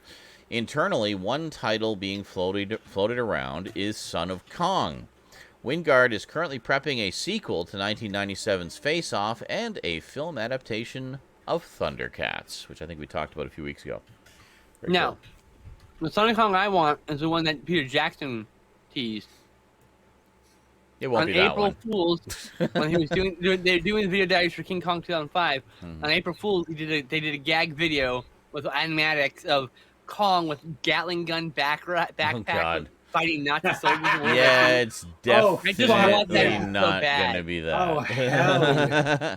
I want it so Well, bad. that But, needs to happen in some way, shape, or form. Whether Well, maybe it's Funny or this Die will something do it. else. Anyway, Come on. anyway. World War Yes. II giant monkey film, All right, please. it's almost 9:45. I really want to just kind of get through the news as quickly as possible here, so we can Oh, fuck. quiet-ish. At the time of his passing in 2017, the godfather of the zombies, George A. Romero, was planning to make one final film in his Dead saga, titled Twilight of the Dead. George's widow, Suzanne Romero, has confirmed that not only is the project in the works, but she has been working on the script with multiple screenwriters over the past few years, and they are on the lookout for potential directors. The film would answer questions raised in 2005's Land of the Dead, where the undead reached a new phase in their evolution. Suzanne was quoted as saying, "This is the film he wanted to make, and while someone else will carry the torch as the director, it is very much a George A. Romero film." Excellent. Good stuff. Well, I look forward to that. Actor Finn Wittrock of American Horror Story fame has been tapped to star as Guy Gardner, Green Lantern, in HBO Max's upcoming series Green Lantern Corps. Written by Greg Berlanti, Mark Guggenheim, and Seth Grahame-Smith, Green Lantern reinvents the classic DC property through a story spanning decades and galaxies, beginning on Earth in 1941 with the very first Green Lantern, secretly gay FBI agent Alan Scott, and 1984 with cocky alpha male Guy Gardner, Wittrock, and half-alien Bree Jarda. Is it Jarda, yes. They'll be joined by a multitude of other lanterns, from comic book favorites to never-before-seen heroes. Wittrock's Guy Gardner is a hulking mass of masculinity, and as rendered in the comics, an embodiment of 1980s hyper-patriotism. And yet, Guy is somehow likable. Yeah, he was kind of a lovable jerk. As I recall. The gay Alan Scott was added in Earth 2, that variant. But I like how they're kind of mushing it all together. I think it's just, they say it's a reinvention. So I like it. I think it's cool. Cherry pick bits and pieces and smush it all together. I like the juxtaposition with Guy Gardner being the hyper masculine and with the as a reverse. Yeah, totally. Like yeah, yin and yang of each other. They're gonna get in a lot of bickering. Oh yeah, I think it'd be interesting. So yeah, I'm down for that. Absolutely. I love Green Lantern. So. Yeah, same here. Screenwriter Chinaka Hodge has been made head writer for the upcoming Disney Plus series Ironheart. Hodge has previously written for the Snowpiercer television series. The program will run for 6 episodes, and as previously reported, newcomer Dominique Thorne will star as fan favorite Riri Williams, a brilliant inventor inspired by Tony Stark's Iron Man. Cool. A sequel series to the quintessential animated program The Flintstones has been given the green light at Fox. Elizabeth Banks will not only act as executive producer, but provide the voice for an older Pebbles. The pilot script is being written by Linda Kearns, who has written for Jurassic World, Camp Cretaceous, and DC's Superhero Girls. The new series, titled Bedrock, will follow the Flintstones family 2 decades after the original, with Fred on the brink of retirement and 20-something Pebbles embarking on her own career. As the Stone Age gives way to a shiny and enlightened new Bronze Age, the residents of Bedrock will find this evolution harder than a swing from Bam Bam's club. A decade prior, Seth MacFarlane had tried to get a revival series off the ground, but to no avail. Cool. Well, that sounds potentially interesting. I mean, I'm down for pretty much anything Flintstones, so I really enjoyed the reinvention they did in the comics a few years ago, actually. I thought it was really good. Makes me think of what was that show? Oh, what was it called? Fuck. Something look. What is the name of those 2 fucking things? Anyway, there's a skit show, and it's like the Bronze Ages are here, and like they're trying to teach these Stone Age guys how to use bronze, and like I can't use my stone axe anymore, and it's just a whole funny story. I cannot remember the Mitchell and Webb look. That's the name of the show. God damn. Okay. The skit show from Britain is really good. All right. I do like British sketch comedy. During a recent interview, Russell Crowe dropped the bombshell that he would be playing the god Zeus in the next installment of the Thor saga, Thor: Love and Thunder. Nice. That sounds good. I'm down for that. Please let there be Hercules in it, please. Oh my God, it'd be so good. Actually, yeah, I like Marvel Hercules. He doesn't get enough love. We need to see more of him. Yeah. Absolutely. The cast of Indiana Jones 5 just got a little bigger as Thomas Kretschmann has joined the ranks in an undisclosed role. He has previously shown up in 2015's Avengers Age of Ultron as Baron Strucker and Captain Engelhorn in Peter Jackson's King Kong. During a recent interview with Entertainment Weekly, actor Matt Lanter revealed that he isn't finished voicing Anakin Skywalker, and the character will return in future Lucasfilm animated projects. Says there's some new Lucasfilm animation going on. I've been a part of some things I can't talk about yet. You'll see Anakin again, Lanter told EW. I never quite put Anakin down, whether I'm doing a video game or something new for Lucasfilm animation. Yeah, fair enough. There's always a lot of get paid handsomely. More lost years in there to fill in the blanks, hate the sand. It's coarse. Gets in everything. Let's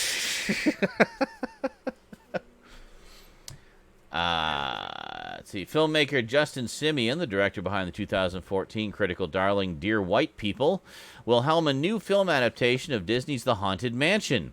Insiders say this will be a completely different take as a film that stands on its own compared to the 2003 film, which starred Eddie Murphy. Cool.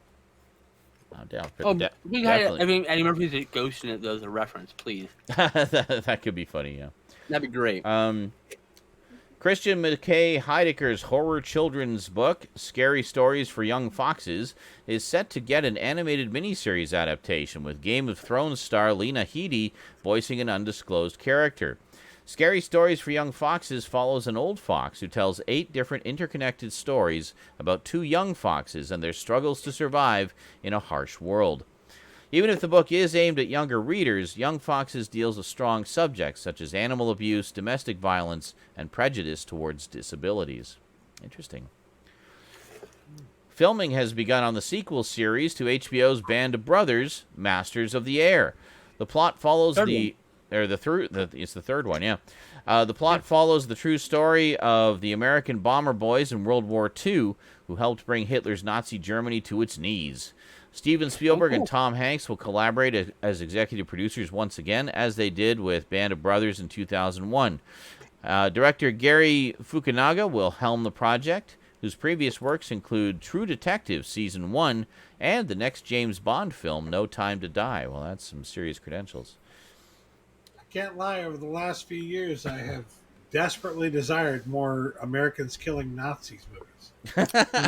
So, excellent. I've never seen Band of Brothers or The Pacific, so I need to. I got Band of Brothers really cheap on Blu-ray when it was on sale in time. I don't have The Pacific, though. I still need to watch it. I've heard it's really good.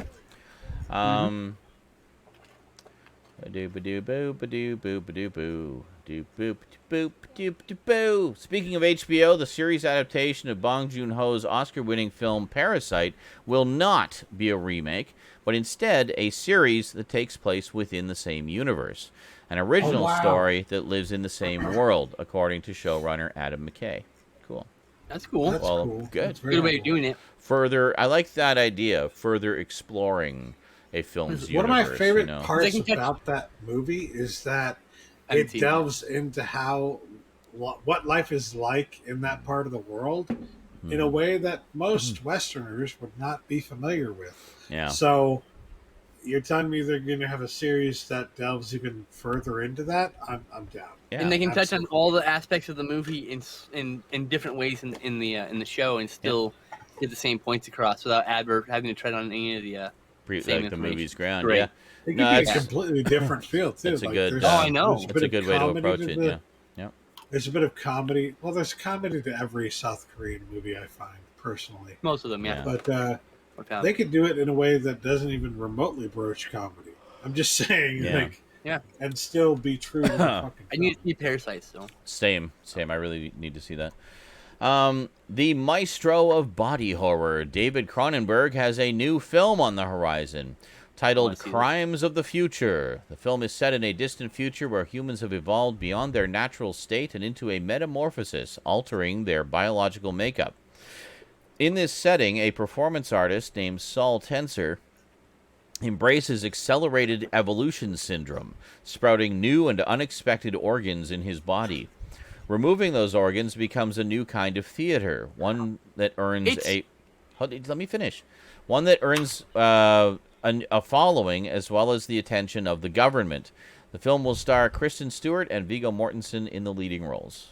It's a remake of his own fucking movie, Crimes of the Future. Hello, I just realized that. Yeah, I was gonna say, didn't he do a movie called Crimes of the Future? Yeah, and the same text and the same things. But this is gonna be great. It'll be like. But his original was a short, I think, wasn't it? It was a shorter film. It was a feature length. It was like 66 minutes. It was the 6 feature length. So this would be like an expansion of it, probably, and it'll be way interesting gorier. To I mean, not all the movies are gory, but like, I know. It'll be sexually charged in some way. Yeah. All the movies are that for sure. Well, yeah. It'd be interesting. I'm really stoked for that, actually. I'm stoked for anything Cronenberg, really. I mean, he's just so creative. Due to the discovery of an 80-year-old negative review of Orson Welles' Citizen Kane from the Chicago Tribune, the iconic film has been bumped all the way down from 100% to 99% on Rotten Tomatoes. Yep, it's been overtaken by a classic. Damn, and Paddington 2 is now considered the best reviewed film of all time, and jokingly, the greatest film ever made. By the way, two things. Paddington tweeted that, said, I hope Mr. Kane isn't too mad that I've taken this #1 trophy. And two, Paddington 2 is awesome. It's so good. It's like better than the first movie in every way I could ever imagine, by the way. Which is surprising to me to hear because fucking Rotten Tomatoes. The first movie was so shockingly good to me. I think that's what one of the best Prison Break movies I've ever seen in my life. Got to me was like this movie, the original Paddington movie was very much a movie that felt like it wasn't going to be good, right? It's a Paddington movie. It's based on an old fucking franchise.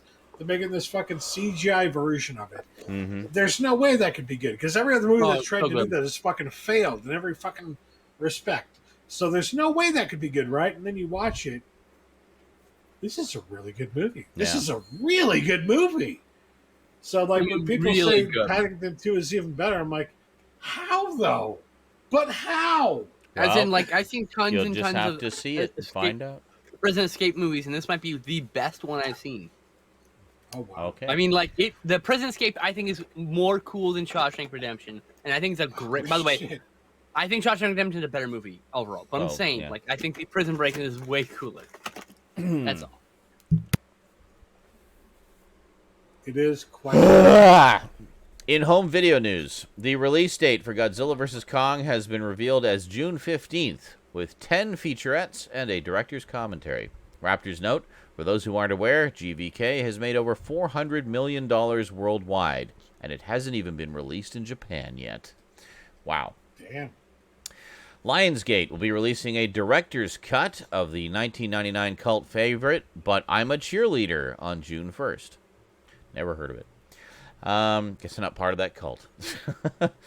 Mill Creek Entertainment will be releasing all 139 episodes of I Dream of Jeannie in a complete series set on July 13th. That's one I'm a fan of. I used to watch that a lot when I was younger.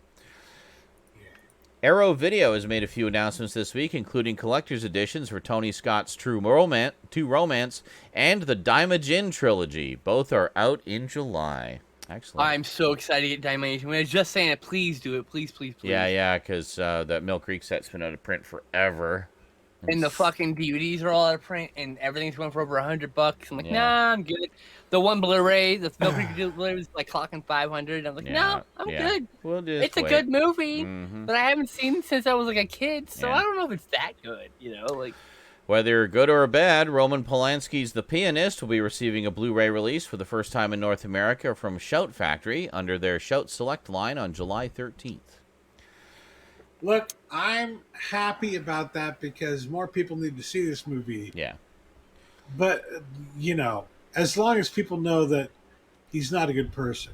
Like, well, it's understandable. No. I'm pretty sure everyone knows that by now. Yeah, it's and been if you don't know that, to then death. you've been informed.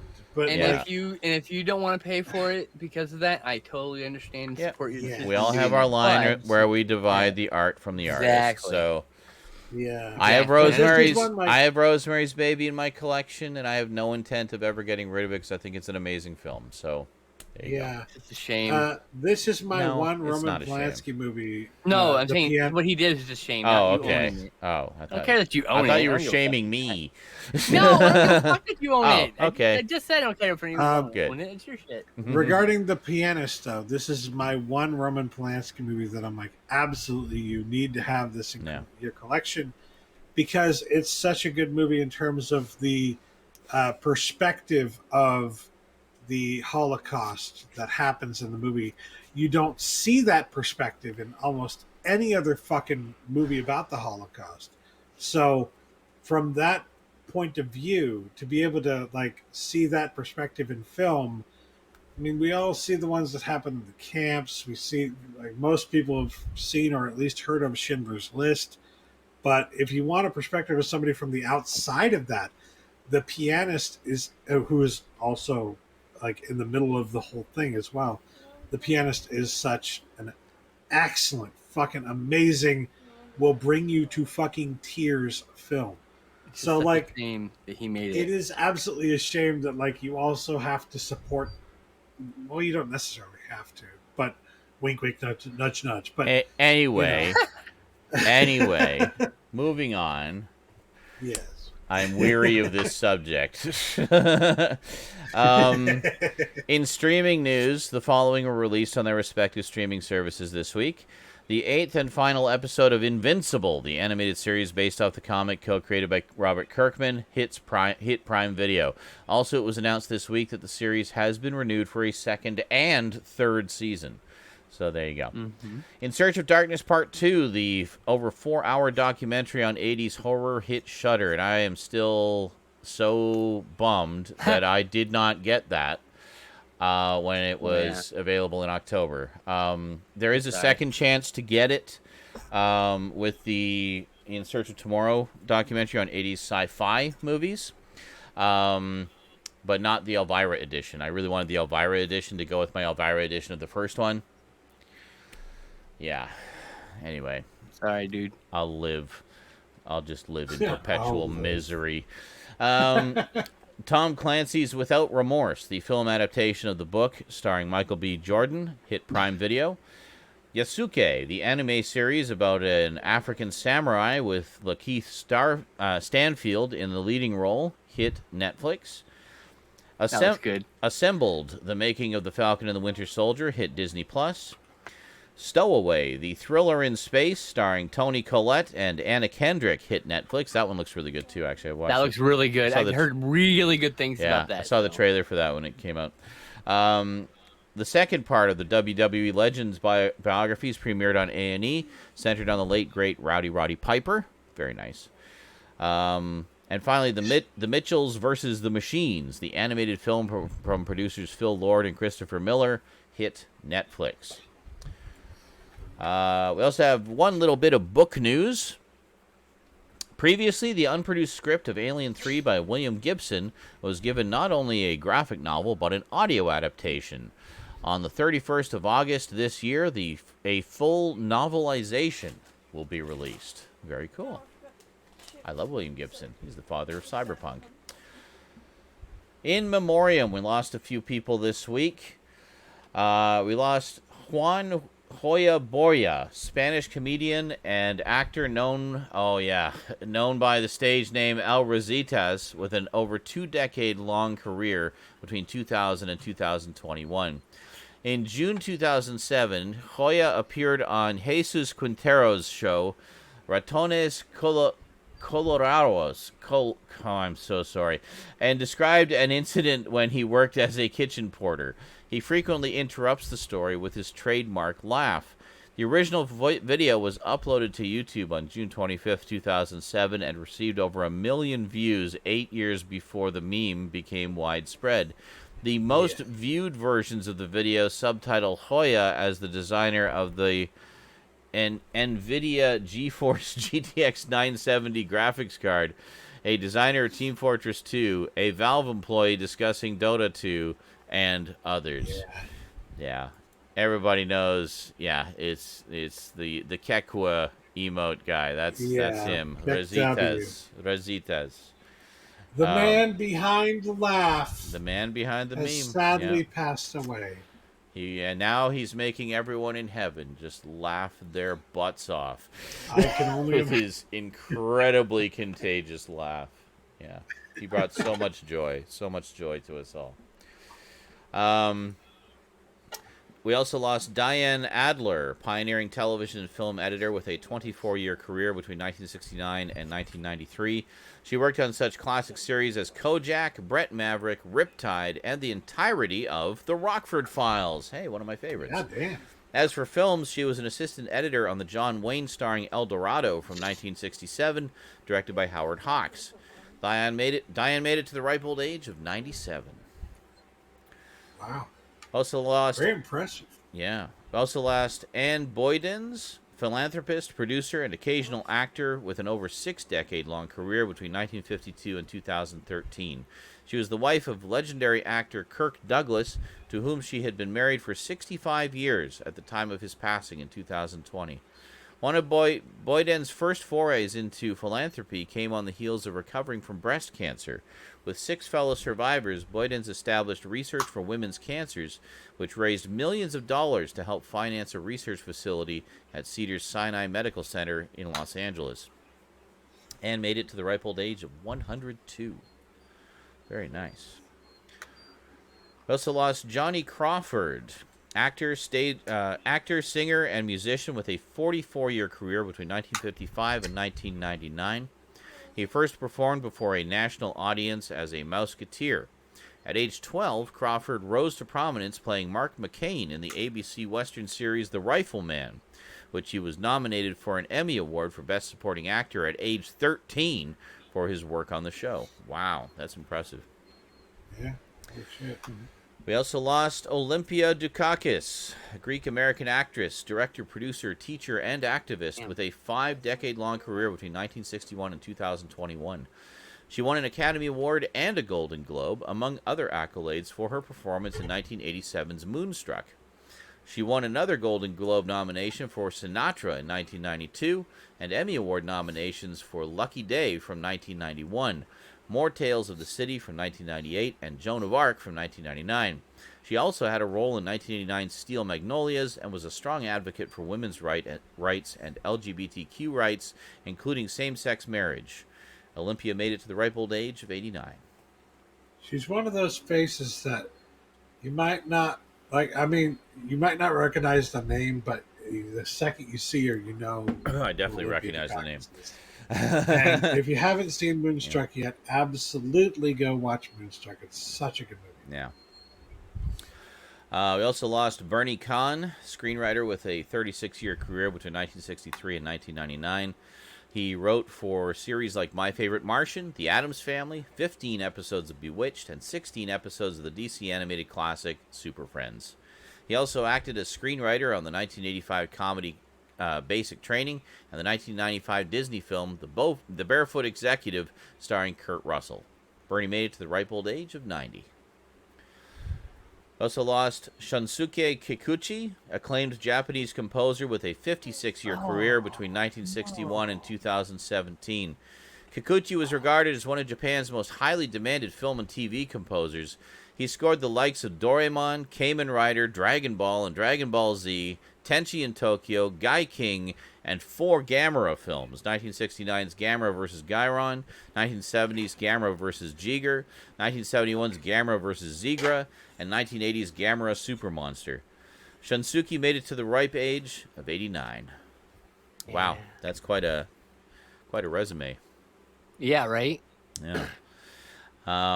And last but most certainly not least, we lost Michael Collins, American astronaut who flew the Apollo 11 command module Columbia around the moon in 1969, while his crewmates Neil Armstrong and Buzz Aldrin made the first crewed landing on the surface. He was also a test pilot and major general in the U.S. Air Force Reserves. Collins gave 30 years of service between 1952 and 1982. After retiring from NASA in 1970, Collins took a job in the Department of State as Assistant Secretary of State for Public Affairs. A year later, he became the director of the National Air and Space Museum and held this position until 1978, when he stepped down to become Undersecretary of the Smithsonian Institution. Along with his Apollo 11 crewmates, Collins was awarded the Presidential Medal of Freedom in 1969 and the Congressional Gold Medal in 2011. Michael made it to the ripe old age of 90. I wonder if he'll be buried in Arlington. Oh, I don't know. He definitely deserves to be, honestly. Yeah. And in video game news, what's on the screen this week, Eric? Gosh, what were you playing last week? Just smile and wave to the camera. So there's nothing on the screen this week because there's no Eric and no screen. So yeah. I talked about video games a little bit earlier. I got Eric's job tonight. Save the World is free. Free, included with the Fortnite Crew subscription now. So not sure if that's only for this month or going forward, but it does give you permanent access to it, even if you cancel your Fortnite Crew subscription after, I guess. So I'm sure there's some free fucking game on Epic right now. You know, there is. It's an RPG, some kind of RPG. I didn't really. It looked pretty good. I was like, yeah, I'll take that. Why not? I usually grab whatever's free because it's free. Free games on Twitch, free games on Epic. But oddly, there Steam, was a game that got released. That makes more money than any of them. Never releases any games for free. Oh yeah, Returnal. Returnal came out this week. Returnal. Okay. Or is coming out soon, at least. I'm planning to get back into playing some horror games this month, for the month of May. Basically, prepping for Halloween. And so working on some stuff that...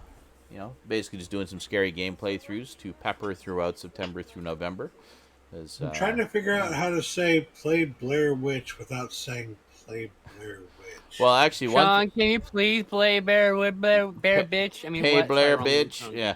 movie. One thing I Game. definitely want to post, which I keep forgetting, and might as well just do it for Halloween now, is our Phasmophobia playthroughs. Yes. Yeah, we could play some more of that too. Yeah, absolutely. There's like new stuff now too, like since we last played I know. it. So, like, so much new content. New locations, scarier ghosts. Yeah. As if we weren't shit scared enough as it was. But I want to play it. But yeah, so I'm gonna go through the footage and. Thank you, man. And I am a Dragon Ball Z person. Ah. They have a filter for that. Sorry. Ah. That's what they do, right? They just scream for 30 minutes straight at a time. Not wrong. Like, what the fuck? To be continued. They're Next powering episode. up, okay? They're powering up. Yep. The whole episode, nothing happens. entire- The flashbacks. Oh, I wonder if I can beat him. No. Oh God, I hope I can beat him. And then it ends in the next episode. The whole second I one hope my over body 3 can seconds. take it. It's like a visual representation of psyching yourself up, basically. For 30 R.I.P. minutes. R.I.P. Daft Punk. Makes me sad. Holy moly! Every time, huh? Well, and now we got the hype train going, which will have to Oh shit! hype up very Holy shit. quietly because it's after 10 now. Hype. Let's get hyped, everybody. That's it for the news, by the way. News is all done, so I have no pickups. I've got 3. I think these two fine folks have some pickups. Fine I folks. had 1 last week, and now I have 3. Which is why I was like, I'll wait until I next have week. 2. I got some wine. That's my pickup. Hey, good pickup. Yeah. God, when is my fucking subscription? And I due? got a girlfriend. That's Bastard. although I wasn't like just Get happened. lord Look over at that her face forever like, about that. Really? Get lord over every forever? Forever. Okay. Great. You got a girlfriend. Hey, I'm thanks, kidding. Sean. I actually am happy for you. And Worm Disease, and Stratomaster, and Vezius. We're kicking off the hype train, sitting at 32%. Hell yeah. Booyah. I'll use the rest Well, while we're let's doing do- hype train then. Oh, okay. Oh. I was just going to go straight into pickups while the hype train was going. So I'll do my can't pickups. really- I'll wait till after pickups. This is pretty we short can't, then. Can't really be too loud. I know. So, and then I burp loudly. Super fucking loudly, right? Yeah. Okay, Stoudman, what did you get this week for your pickups this week I on your got- pickups? What did you get this week? I need to see that. Wolf Cop. I didn't know there was a second one. I haven't even seen the I first knew one. it. I got First one's so good. Sorry, I got remember an you. Amazon gift card from all the people who were like clicking on my ad links and stuff. Yay. So they gave me like $10, Really, and I Dale? used that towards this. And it was like $3 total after Being all silent. the gift cards. This is audio playing. I haven't seen this one yet, but I saw the original Wolf Cop, and I really wanted this one. To be fair, So I it's, got this one. it's only me that has to be quiet, but thank you for Shut up, I'm being sharing really my quiet. pain. I will use the sexy voice for all of pickups if you're not careful. And then Oh, God. Skinslip suggested to me that I get I needed a new mouse because okay. this You mouse, got it! Yay! This mouse, which You is thought it was also a pretty- Logitech, Mm-hmm. was just but it's a wireless mouse. Yeah, yeah. The problem is the Horizontal. connector for the fucking I go wireless mouse. wired You- as well. Yeah, same. Yeah. We all The do. connector for the Yeah. wireless mouse was farting out and Yeah. it was lagging up a fucking Mm-hmm. storm, Same. driving me fucking insane. So I was Mhm. like, "Fuck this! I need a wired mouse." Yep. You have So, yeah. horizontal scroll now, you know. What I liked about this though was with the scroll, Oh, I think I they do have too. like a Actually, I didn't even scroll notice lock. that. Yeah. and I- with the scroll lock, you could just spin for days. That is the one complaint I have is that broke on Spin mine for rather days. quickly. See, now it's stuck down. Okay. I can't, Yeah, mine and doesn't now do it's that. stuck. But That's there we cool. go. Now I can free scroll. But to get to initiate the free scroll, I gotta slam it down. That has been very handy for me because I've had to like copy and fucking paste a bunch of articles this week for my job. That's So- correct, Horizontal Duncan. scroll Being The able to hype just train is scroll Copy here. like a 5-page fucking Hype. article Hype train. all the way down. Like very Hype. nice. I love the horizontal scroll It's feature. the hype train. That's a lifesaver It's for me. less than a minute to You do go. spreadsheets at all, that To saves get your up to life. 100% on the hype train. Go hype. Yeah, we can do it. Come on, Hype. guys. We can do it. 43 Come on, seconds guys. to I go. believe in you. Gotta get I was really confused at first. 100%. So Hype I was like, train, it comes with the weights in it, you know. Uh-huh. You have to put the weights in yourself, but I couldn't 30 figure out how to open it. seconds. Oh, it's a literally magnet. just a magnet. Yeah. I could have helped you with that. 25 I put all seconds. my weights in. I prefer a really heavy mouse, so 20 I don't like a seconds. Jesus, I need to clean the hair out of that fuck. All 15 right, I can seconds. put it back together now. So yeah, I can say the 10, wireless 9, Logitech G502 is better 7, than 6, the wireless 5, Logitech 4, G602. 3, 2, Yep. 1. Here's where I think the That's it for the perfect place. Failure.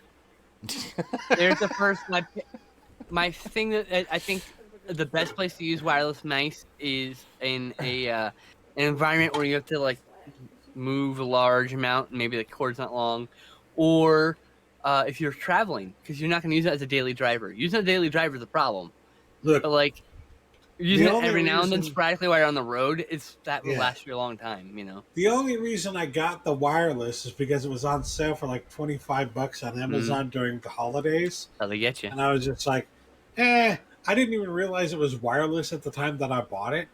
And when I got it and it was wireless, I was like, oh, well, hopefully it'll be okay. Stuck in the cult of It wireless. lasted Gotcha. 6 fucking months. To be fair, that's how long the clutch lasted for me, but the rest of the mouse has been really solid. So the scroll wheel clutch is the only thing that broke on me.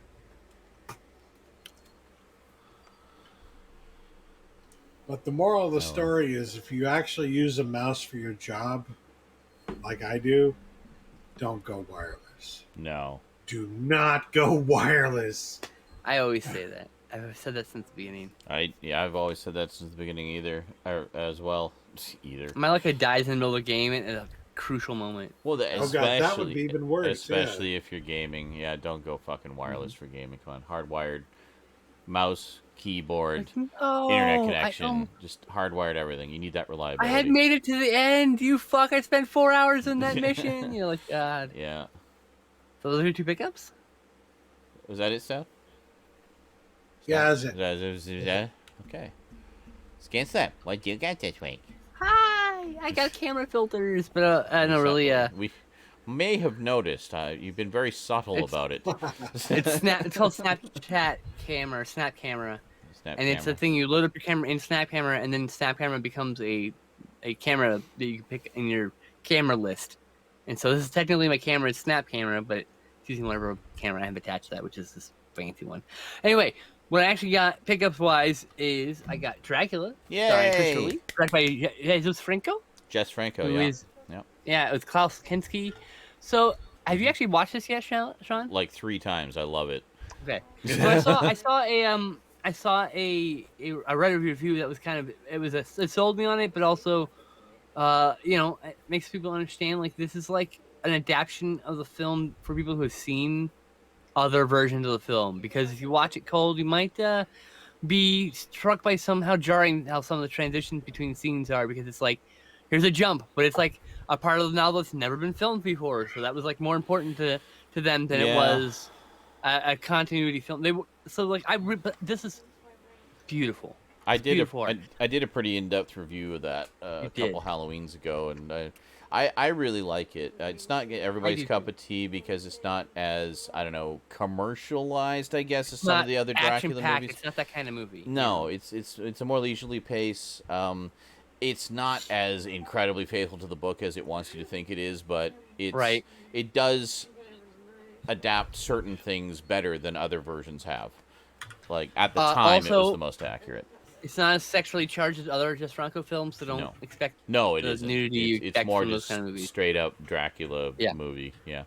But I think this is maybe Christopher Lee's one of his best Dracula performances. It was his favorite Dracula performance, actually. Oh well, there you go. Yeah, because. Yeah. So you've watched it since then, eh? Since yeah, of course. Yeah, because I remember... It's been a while, but, like, I have memories about it, yeah. Okay, yeah. I watched it around the time you did your review. I watched it streaming. Okay. And so I finally picked it up because I like it. It's just like... I always liked it. There's some really great extras on that Blu-ray, too. I am looking forward to the Christopher Lee reading Dracula. Yes, I was just going to say that's one of the big ones. The whole thing? It's abridged. It's like an hour and a half, but it's... But it's still really cool though. And it's got like sound effects and music as well, and like he just gives such an energetic, passionate reading. It's just such a joy to listen to. I listened to it when I was cleaning or something. I just put it on, and then I ended up just sitting and listening to like the last half hour of it because it gets into like all the real exciting stuff towards the end, where they're trying to track down Dracula and they're chasing him through the mountains and everything. And yeah, it's great. It's beautiful. It's really well shot too, and everything. It's just like as a film lover, very like nice. hardcore cinephiles are gonna really find something nice about in it. It's I like it a lot. It was a hidden gem for me. I never even knew it existed until I saw the Blu-ray. Absolutely hidden gem. 1000%. And I was like, oh, this is interesting. Saturn only releases those kind of things. Pretty much, so. No, it's great. It's a treasure in my collection for sure. Speaking of hidden gems, this movie is about a killer mutant sheep. For about 20 minutes of it. God monster of Indian Flats. The rest of it is about this weird battle between like his landowner and this guy who wants to own land, and it's just like one of those movies where you're watching it because these people are so bizarre, but they definitely really exist. Yeah. People are just playing themselves, it feels like a lot of times. And a lot of people in this movie have only been in this movie. There's also a bonus movie, The Legend of Bigfoot, which is like one of those pseudo documentaries that came out in the lake of Legend of Boggy Creek. Oh man. Sorry. Legend of Boggy Creek. Yeah. So this came out. The bonus film Legend of Bigfoot was it's like one of those pseudo documentaries. So I haven't seen that since I was a kid. I haven't seen God Monster of Indian Flats yet. I flipped through it. Wow, this looks. It's like the closest thing I think of is like maybe like a Bill Rebane film. It feels like. Okay. Just full of weird characters. Love Bill Rebane. Yeah, those are the kind of those Bill Rebane and those are all regional horror films. That's what his big thing was, and so that's what they're full of. Just the weird characters you don't expect in Hollywood. Yeah. And the one upgrade, which I've been meaning to get forever, My Bloody Valentine. Ah, yes, very nice. I was gonna upgrade it, but I noticed the steelbook was $1 cheaper. I was like, I think it was like, even if it was $1 more, I probably would have gotten the steelbook. Just because I think nice. that's the same disc contents as the regular edition. It's just in the steelbook. But it also has the uncut version as disc 2. As disc 2, I think mine does too. Actually, it has both. I think it's a full remaster of the original footage for the first time. It's a 4K new master. It's the same on the other one. No, I'm saying the steelbooks have new masters. That was the whole point of them. They literally say it in their selling point. They put out the first release of that like a year ago. I'm aware. Yes. Ah, fuck. I'll look at mine then and we'll compare. His anxiety's playing with him, chat. Oh, I don't have my slip anymore. Like the whole thing was it like the new master of the old footage. His anxiety's got him like, well, hold on, I gotta check this. Whatever, dude. Or rather OCD, perhaps. I think it's anxiety. Could be OCD.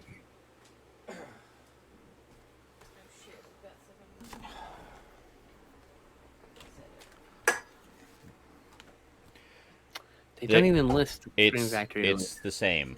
New 4K scan of the original negative, new 4K scan of the original negative for both cuts. And it remasters the additional uncut footage for the first time. That was like one of the big selling points. Not all of those steelbooks have new transfer. Let's see here. It's that is the not same. the back slip, you fuck. There was a selling point for this one that was supposed to be that you get this something exclusive to this. Yes. I don't remember what. The steelbook packaging. I mean, on disc, buddy. The Jesus artwork. Christ. Whatever. I got it 'cause I had the DVD. All so. right. Well, Which I'm keeping because there's stuff on that too. Yeah. What do you want to watch for our next movie?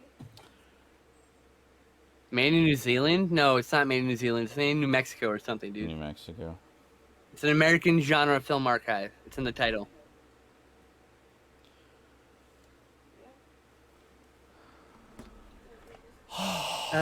Let's see here. Written and directed by infamous outsider artist Frederick Lee Hobbs. This is the story of an 8-foot-tall toxic sheep monster that blows up gas stations, smashes crooked politicians, and terrorizes stoners.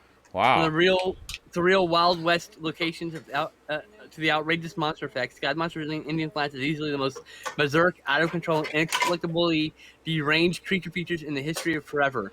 Wow. This includes the scenes where the God Monster crashes a children's picnic. In the words of the legendary filmmaker Frank Henlotter, get the straitjackets ready. So. Wow, that's okay. That I sit corrected. That's a way different cut of My Bloody Valentine than what I have. I figured you were going to say that. I knew you were going to say that. I was waiting for you to finish the description. I'm just sitting on this joke, like, oh, there's more. There's more. There's more. This is actually from the only surviving theatrical print of this movie. The last nice. No other elements exist in this movie because it's one theatrical print. Yeah, that reminds me. I really need to get that Vincent Price set. The other cool thing is there's actually a cool trailer reel in Vincent here. Price set. 40 minutes long or so. No, was it? Universal set. No, what's the one where it has an actual good transfer of Torture Chamber of Dr. Sadism. What was that set? Oh, yeah, the Christopher Lee set. The Christopher Lee set, that's what it was, yeah. Yes, not I was Vincent trying to Price. what the fuck you were talking about. Yeah, no, I was getting my Horror Legends mixed up. No, it's in the other set. Because we were just looking at... yeah, no, the one that... over there, I didn't want to get it. Yeah, the one that we have is from the only prints they were able to find at the time, and then they since discovered a better... Well, no, it wasn't even theatrical. It was 16mm fan prints that they had. I was going to say, so, there's a theatrical and a 16mm fan print. Yeah, and it was a hybrid cut. But I remember when looking at the trailer for that new Christopher Lee set, it's like, holy shit, yeah, did they ever find a better print of this? Like, I want that set just for that alone. But, yeah. Yeah, I want that set, but I can't afford it. No, it's... I want the Andy Million set. I want the fucking... I wanted the Al Adamson set. The Al Adamson set. I want the Bill Urbane set from Arrow. I That'd can't afford that. It's like I can't afford any of these sets right now. No, there's a couple. I mean, the Christopher Lee's one would be kind of the priority for me, just because I'm focusing a lot on that era of horror stuff as well. And that's just like one of your favorite dudes. So. Well, and also one of my favorite movies, just because it's not even that it's a particularly great movie. It's just that it has certain significant, nostalgic qualities for me. And it was all right. I didn't hate it. No, it's fine. It's decent enough, but it's. I mean, you can tell it's the B movie of a pair of movies that was released. Absolutely, yeah. Or C movie. I mean, it was not. I mean, like that's those. And they were able to afford Christopher Lee for about an afternoon's worth of filming. Like maybe 2 days. Maybe 2 days. Yeah. But like fuck. Yeah. He's in the beginning and the very, very, very, very, very, very end. Right. Anemic Lee. And there's a lot of talking about his character throughout the rest of the film. We swear he's coming back. We swear he's going to come back in this movie. The last reel, he shows up. Yeah. I'm here. Well, bye. It's like I watched Dracula versus Frankenstein, the 71 film, and like they don't even fight till the last 2 minutes of the movie, and the fight's over within a second. You know what I loved about that? The fight was completely like by accident, like in the story was that Dracula accidentally smacked Frankenstein or something. So then Frankenstein's like, he's like, no, not me, him. Not me, him. Oh, that was good shit. That was their epic Titanic battle. Was a case of mistaken punch identity. We picked movies last week too, didn't we? Yeah. Did you just not watch movies last week? Well, we did No, talk we- about it. We did that because we talked about it in the show, but we didn't do the show this week. Right, we didn't do the show this week. That's what happened. Okay. We didn't do Well, couch. we're I didn't do just any gonna have a streaming this longer episode of Couch Tomatoes this week. week. We're gonna have a deluxe episode this week. Yeah. It's gonna be like a long episode. We're probably gonna go over 2 hours talking about these movies. There's like 6 to 8 movies. Yeah. Oh, we watched 10. We're gonna end up watching like 10 movies together at this point. Yeah. You know, and so like that's a lot of movies. We probably will talk about all of them a little bit. Yeah. In-depth reviews of at least 3 of them. Always. That's our thing. Let's try and talk about his movies because I gotta. Yes, I gotta pee too. I didn't watch much in the way of movies this week. Ray and I. Well, actually, no. Ray and I watched a couple. Curious. We watched. I can't remember when we watched it. When did I talk about The Conjuring last week? I don't recall. No. No. Yes. I don't remember. Well, we watched. I don't think so. We watched The Conjuring. All right, I have to pee. I'll be right back. I'm sorry. Everybody's going to pee. Literally, everybody's going to pee. Okay, well. Let's sit here.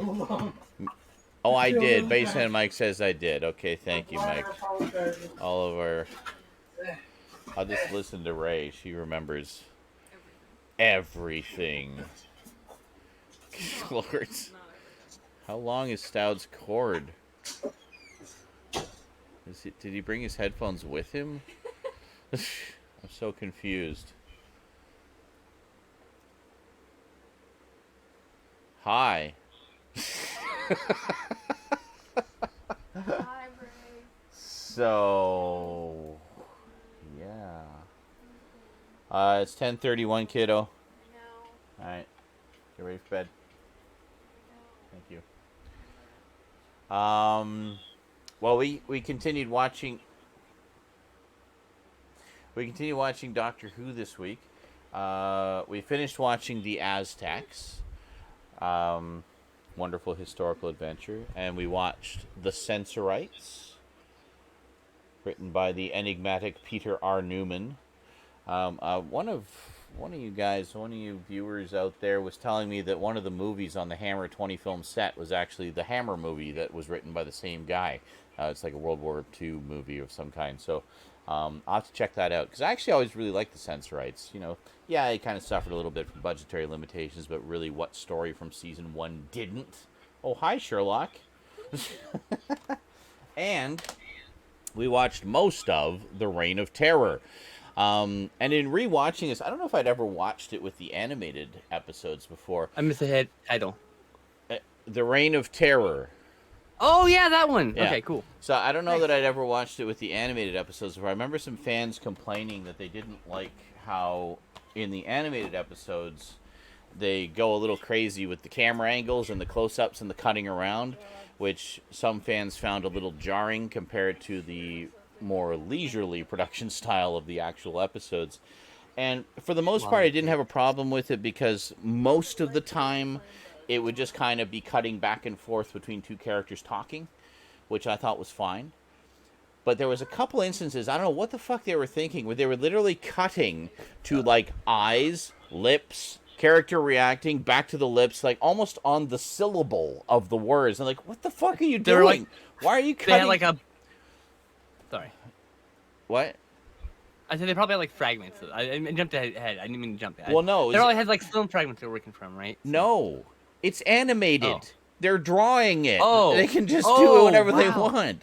This was literally... Oh, that's so weird. This was literally a conscious choice that they made to edit it this way. And I'm like, what the fuck are you doing? This is so distracting. Like, I was actually fine. I'm pretty forgiving about things like that, where they, you know, punch up the production style a little bit in the animation just because they can.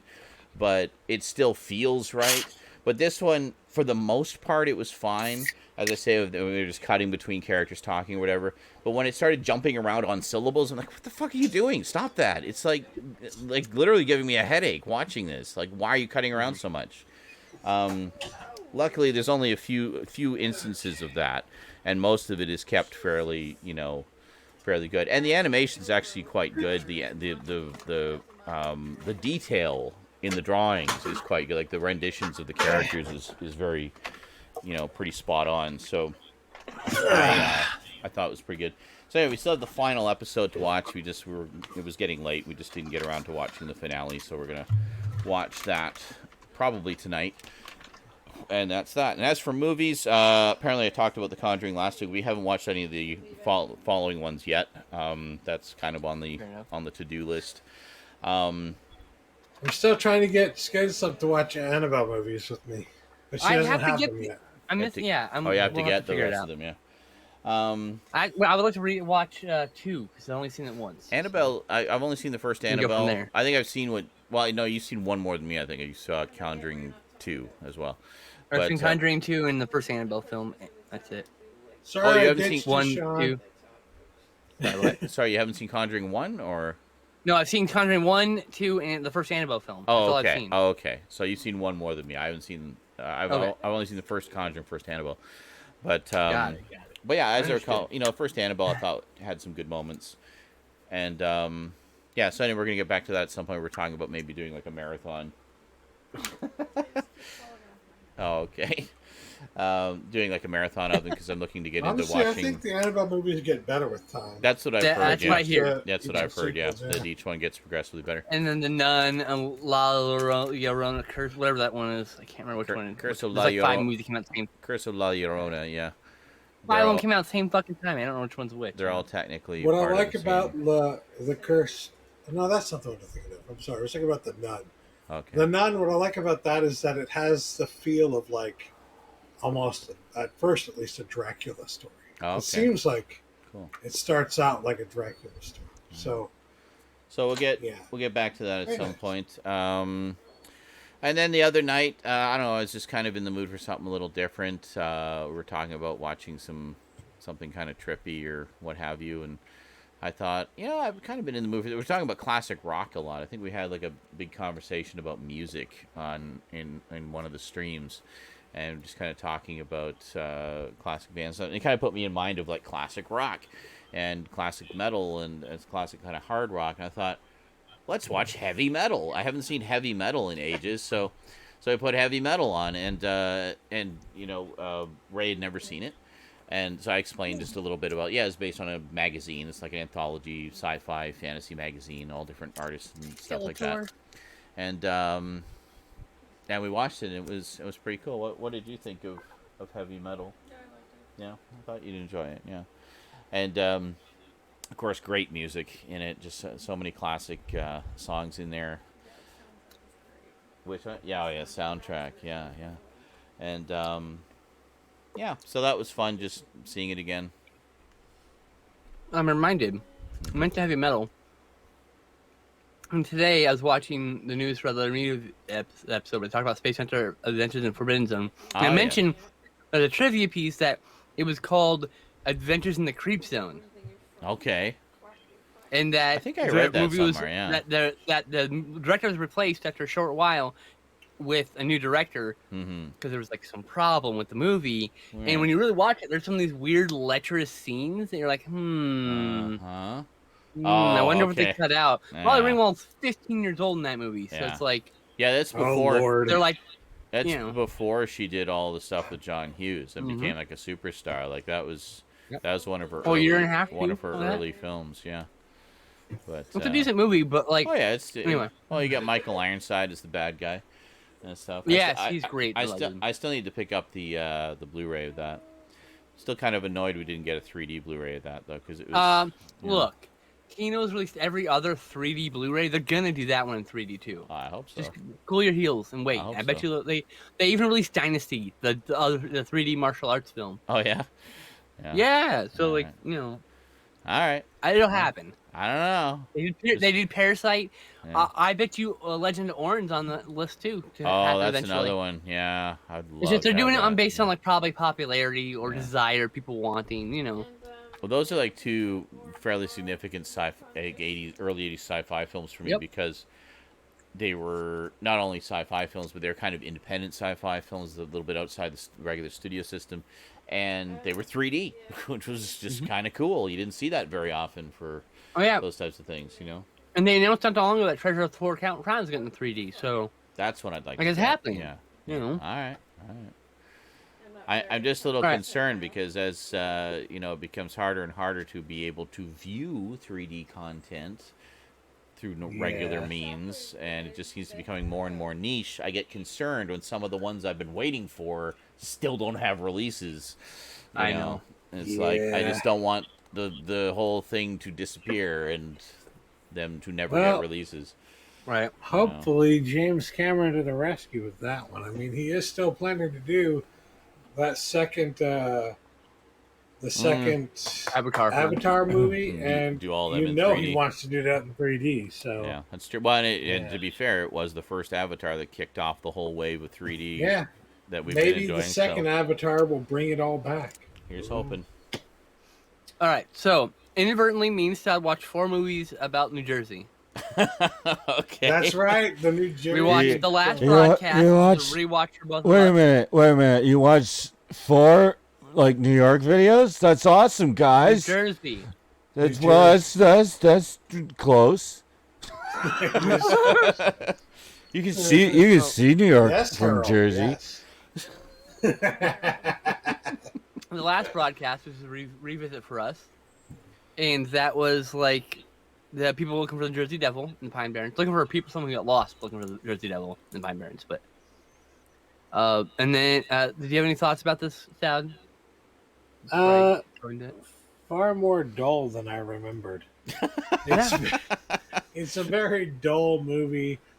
I wouldn't say I hated it. I'd say it's like a 5 out of 10. Which one was this? It's not the last broadcast. Oh, the last broadcast. Yeah.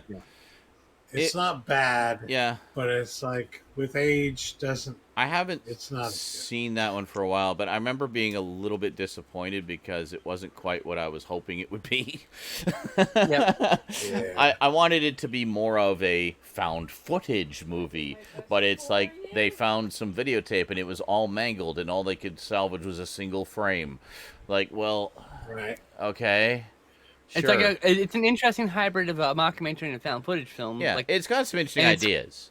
But and those are two genres that have been intrinsically linked since literally the very beginning. Yeah. The connection, which is both of those things, also. Yeah, but the thing that got me about it was the reason I tracked it down initially was because of all the talk about it when Blair Witch took off. It was like, well, this was already done before with the last broadcast. The last broadcast was first. You got to see the last broadcast. That's really where it started. It was the last broadcast. So I tracked it down, and it's like, oh yeah, that's all right. Yeah, it definitely feels like a movie that came before Blair Witch. I like Blair Witch better. I think Blair Witch does all the same things better, honestly. But I appreciate this film's place in history in the genre. It's all right. It's all right. I gave it 6 out of 10. I'm more forgiving. Yeah. I like it a little bit more. Yeah. I'm a big fan of found footage. So. Me too. Yeah, it has some interesting ideas. I wouldn't totally write it off, but just not quite what I wanted it to be. I don't want to say it didn't meet my expectations, which is really what I'm saying, but I don't want to say it like that. I wanted us to ultimately see the people getting mauled by the Jersey Devil in some horrible shaky footage. Someone who didn't have expectations, it still didn't meet even the most basic expectations. Yeah. Not a bad movie, but you can see it's early in this found footage genre. Yeah. Later entries refined it more. Mm-hmm. Next we watch Bad Bentoos, aka Steelmanville Road. Mm-hmm. Yes.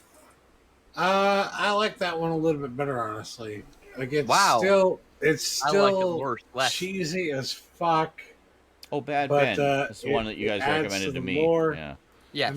Halfway through, you realize, this is a prequel to the first movie, not a sequel. I thought it was a prequel anyway. Okay. To be fair. I didn't know that. I was getting vibes, and then going into it movie. expecting a sequel and getting a prequel, it's like, oh, that's okay. That's kind of neat. Getting prequel vibes here. Yes. So this time, apparently, his actor showed up. That's the funny thing about it. Originally, the first movie, he couldn't get anybody to fucking act in the movie, so he just did it all himself. Excellent. In the second movie, he actually gets 2 actors to show up and perform. A bunch of other people too. Nice. There were a couple, Characters. Or maybe 8 actors in the whole movie. Like, oh, this guy actually released a movie? Oh, okay. Let's show him. Okay. Right? Uh-huh. And then we watched Mother's Day from Troma, Mother's Day. the last drive-in version. Okay. Oh yeah, I'm Mother's sure Day. Joe It's Bob at Mother's least Day made this it month, I tolerable. think, coming up. But There isn't. If I recall correctly, there wasn't much about the movie that actually tied it to Mother's Day. It was more no, it's of about a a old lady. So that was the whole yeah. thing. It's And it was yeah, her it's a day. rape revenge kind of a movie, Oh, okay, yeah. and It's also Grand Dame Guignol, actually. Oh, And yeah, I in guess the it would Last be, Drive-In- yeah. Yeah. When the last drive-in, he gives a whole genre explanation because it's psychopathy and psycho hag films, which There's of course, and hagploitation, A lot of which different are- names, yeah. which are like kind of not cool ways to refer to people. Grand Dame Guignol is like an homage to the original Yeah. theater that did horror. Grand Guignol, yeah. And then the last we watched, Guess Who's Coming for Christmas, aka UFO Cafe. Okay. oh yes, I was It's a actually made-for TV movie. I was actually desperately seeking a movie that was also like horror related, but was set in New Jersey, and I couldn't find any that were fucking streaming. Okay. Like the one that I found that looked kind of horror-ish, that was like a movie set in New Jersey, was not available streaming. Oh. But I found one that was available on YouTube, and it was this fucking made-for-TV movie starring Beau Bridges. And Richard Okay. Mulligan. Beau Bridges, Richard Mulligan, okay. yes, plays an unassuming alien. I'm not kidding you. Mm-hmm. Yep. He plays himself, a human being. There's no special effects here, Mm-hmm. right? Mhm. But he pretends to be an alien. He acts as though he's an alien. Yeah. And honestly, it's not that bad of a movie. Like I actually liked it. look at this. It's and I two think to great myself, actors. Actually, if this movie was released by Vinegar Syndrome or or one of those companies, then I would probably pick it up because Yeah, but it's not a bad movie. It's actually quite enjoyable. it's a little slow in some places, but a TV movie, you kind of happy. Yeah. And the other thing is that this movie called UFO Cafe is actually a Christmas movie. It Right? happens at Christmas. The alternate title is called Guess Who's Coming to Christmas? Coming for Christmas. Yeah. Gotcha. Okay, cool. Like, All right. I watched a bunch of things, but the only thing I really want to talk about is I made a new friend named Charlotte. We talked for a little while, and now we're watching movies together. We watched Yay. this movie called Transfiguration from 2016, the vampire movie about a kid who thinks he's a vampire, Oh, yeah. and like I was getting Major Martin vibes. You Talked talked about about it briefly. You talked Yeah. about this one before, yeah. 'Cause it's on And my this list. week, I watched Martin from 1977 as a Oh. rewatch for me. Nice. I love Martin. Oh, And the funny thing is, as soon as we started watching it, they literally 5 minutes later, Second Sight announced that they're working on the Blu-ray for that. So there's actually going to be a Raging B Blu-ray, nice. like Dawn of the Dead. Excellent. Martin's amazing, holds up, really good. Oh, Martin's great. It really One deserves of the best vampire movies. It really deserves more attention than what it gets. It's No right tell right now. yeah. That's why we haven't had a North American release in forever. Yep. I have the last one, which was a DVD release from about 20 years ago. And that's it. And I have actually Arrow did a DVD release a while back and a Blu-ray release, Region B locked. I have the Region 2 DVD release of it. So but that was like That's all I'm going to talk about. that was like from early Arrow, their white box period, like early days. But Some of those transfers were rough. yeah, I have their version of Phenomena. It's pretty, it's okay. I have their version of Dawn of the Dead, or no, sorry, Day of the Dead, which is very DNR'd. The Scream Factory one is a much better transfer. I have that as well. So yeah, but yeah, that's early days. Growing pains, they're much better now. Now they're I mean they're a AAA label. That first now. wave were a lot of studio supply transfers, so it was like pretty obvious. they remastered a bunch of them, like House of the Dead, House by the Cemetery, and City of the Living Dead. Yeah. Those got remasters. I'd really like to get a that'll- nice set of the of those Fulci ones. I've got the Beyond. I've got a really nice set of the Beyond, but I'd like to get nice editions of the other two. Grindhouse Releasing has got one amazing set of Beyond. Oh my god. That's the one I have. Yeah, that one. Yeah. With the glow-in-the-dark cover. I couldn't believe I got Me that, too. like, long after the fact. But, As far and beyond anything that was actually done, that disc is so fucking packed. Yeah. Someone's coming. It's good stuff. Incredible. That's it. That's all I talked about. Oh, Cantaloupe Skis wanted a repeat of the last title, the UFO Cafe one. Also known as Guess Who's Coming to Christmas? Or Guess Who's Coming Christmas. For Christmas. Yeah. That's what it is. Those are the two titles that you can possibly find it under. It's on YouTube as UFO Cafe. Alrighty. UFO Cafe. Alrighty. Well, I guess that is it for this week, folks. So, I think we managed to fill it up in the absence of Garbage Gamer. All kinds. How long did we actually do the show for? I don't know, because I've been doing continuous streaming since I started the second day of the marathon today. What? We went live at 8:35. So it's about 7. Have fun editing that, bro. Oh, that'll be fine. So we're a little over 2 hours. So it's a shorter show this week, bad. but we did. Oh no, we didn't go 5 hours. What a shame. Well, hold on. We also did do the hour-long pre-show, so there's actually been like almost 3.5 hours of collective content. Yeah. True. Alrighty. Feels like it's been a while for you. Well, have yourselves a wonderful day or night, everybody. Thanks for watching. We'll see you next week. Those of you in Twitch land, day 3 of this week's gaming marathon will be on tomorrow. We've got, what do we got? Like 5 hours? 5 hours of content. Yeah, so it's pretty awesome. So tune in for that. Yeah, thank you guys for showing up and going. Watch the videos. Zaranyzerak is built. Fucking it. Hit my arm like. Go to Stoudman's channel. You look like. Go to Skinslip channel. I want to say you look like a Bill Plimpton drawing. But in live action. You like Shrek. It isn't easy being green. That's not his accent, but I just do that. Yeah. I don't know why I sound like a mobster, but yeah. Yeah. You see. All right. Have yourselves. I actually tweeted about this. Oh, did earlier. you? Excellent. Yeah. All right. Well, have yourselves a great day or night, everybody. Thanks for watching. We'll see you when we see you. Until then, sayonara. Straight, and trans rights are human rights. Penis. Yes. I did that for garbage. Yay. Penis for everybody. Penis for garbage.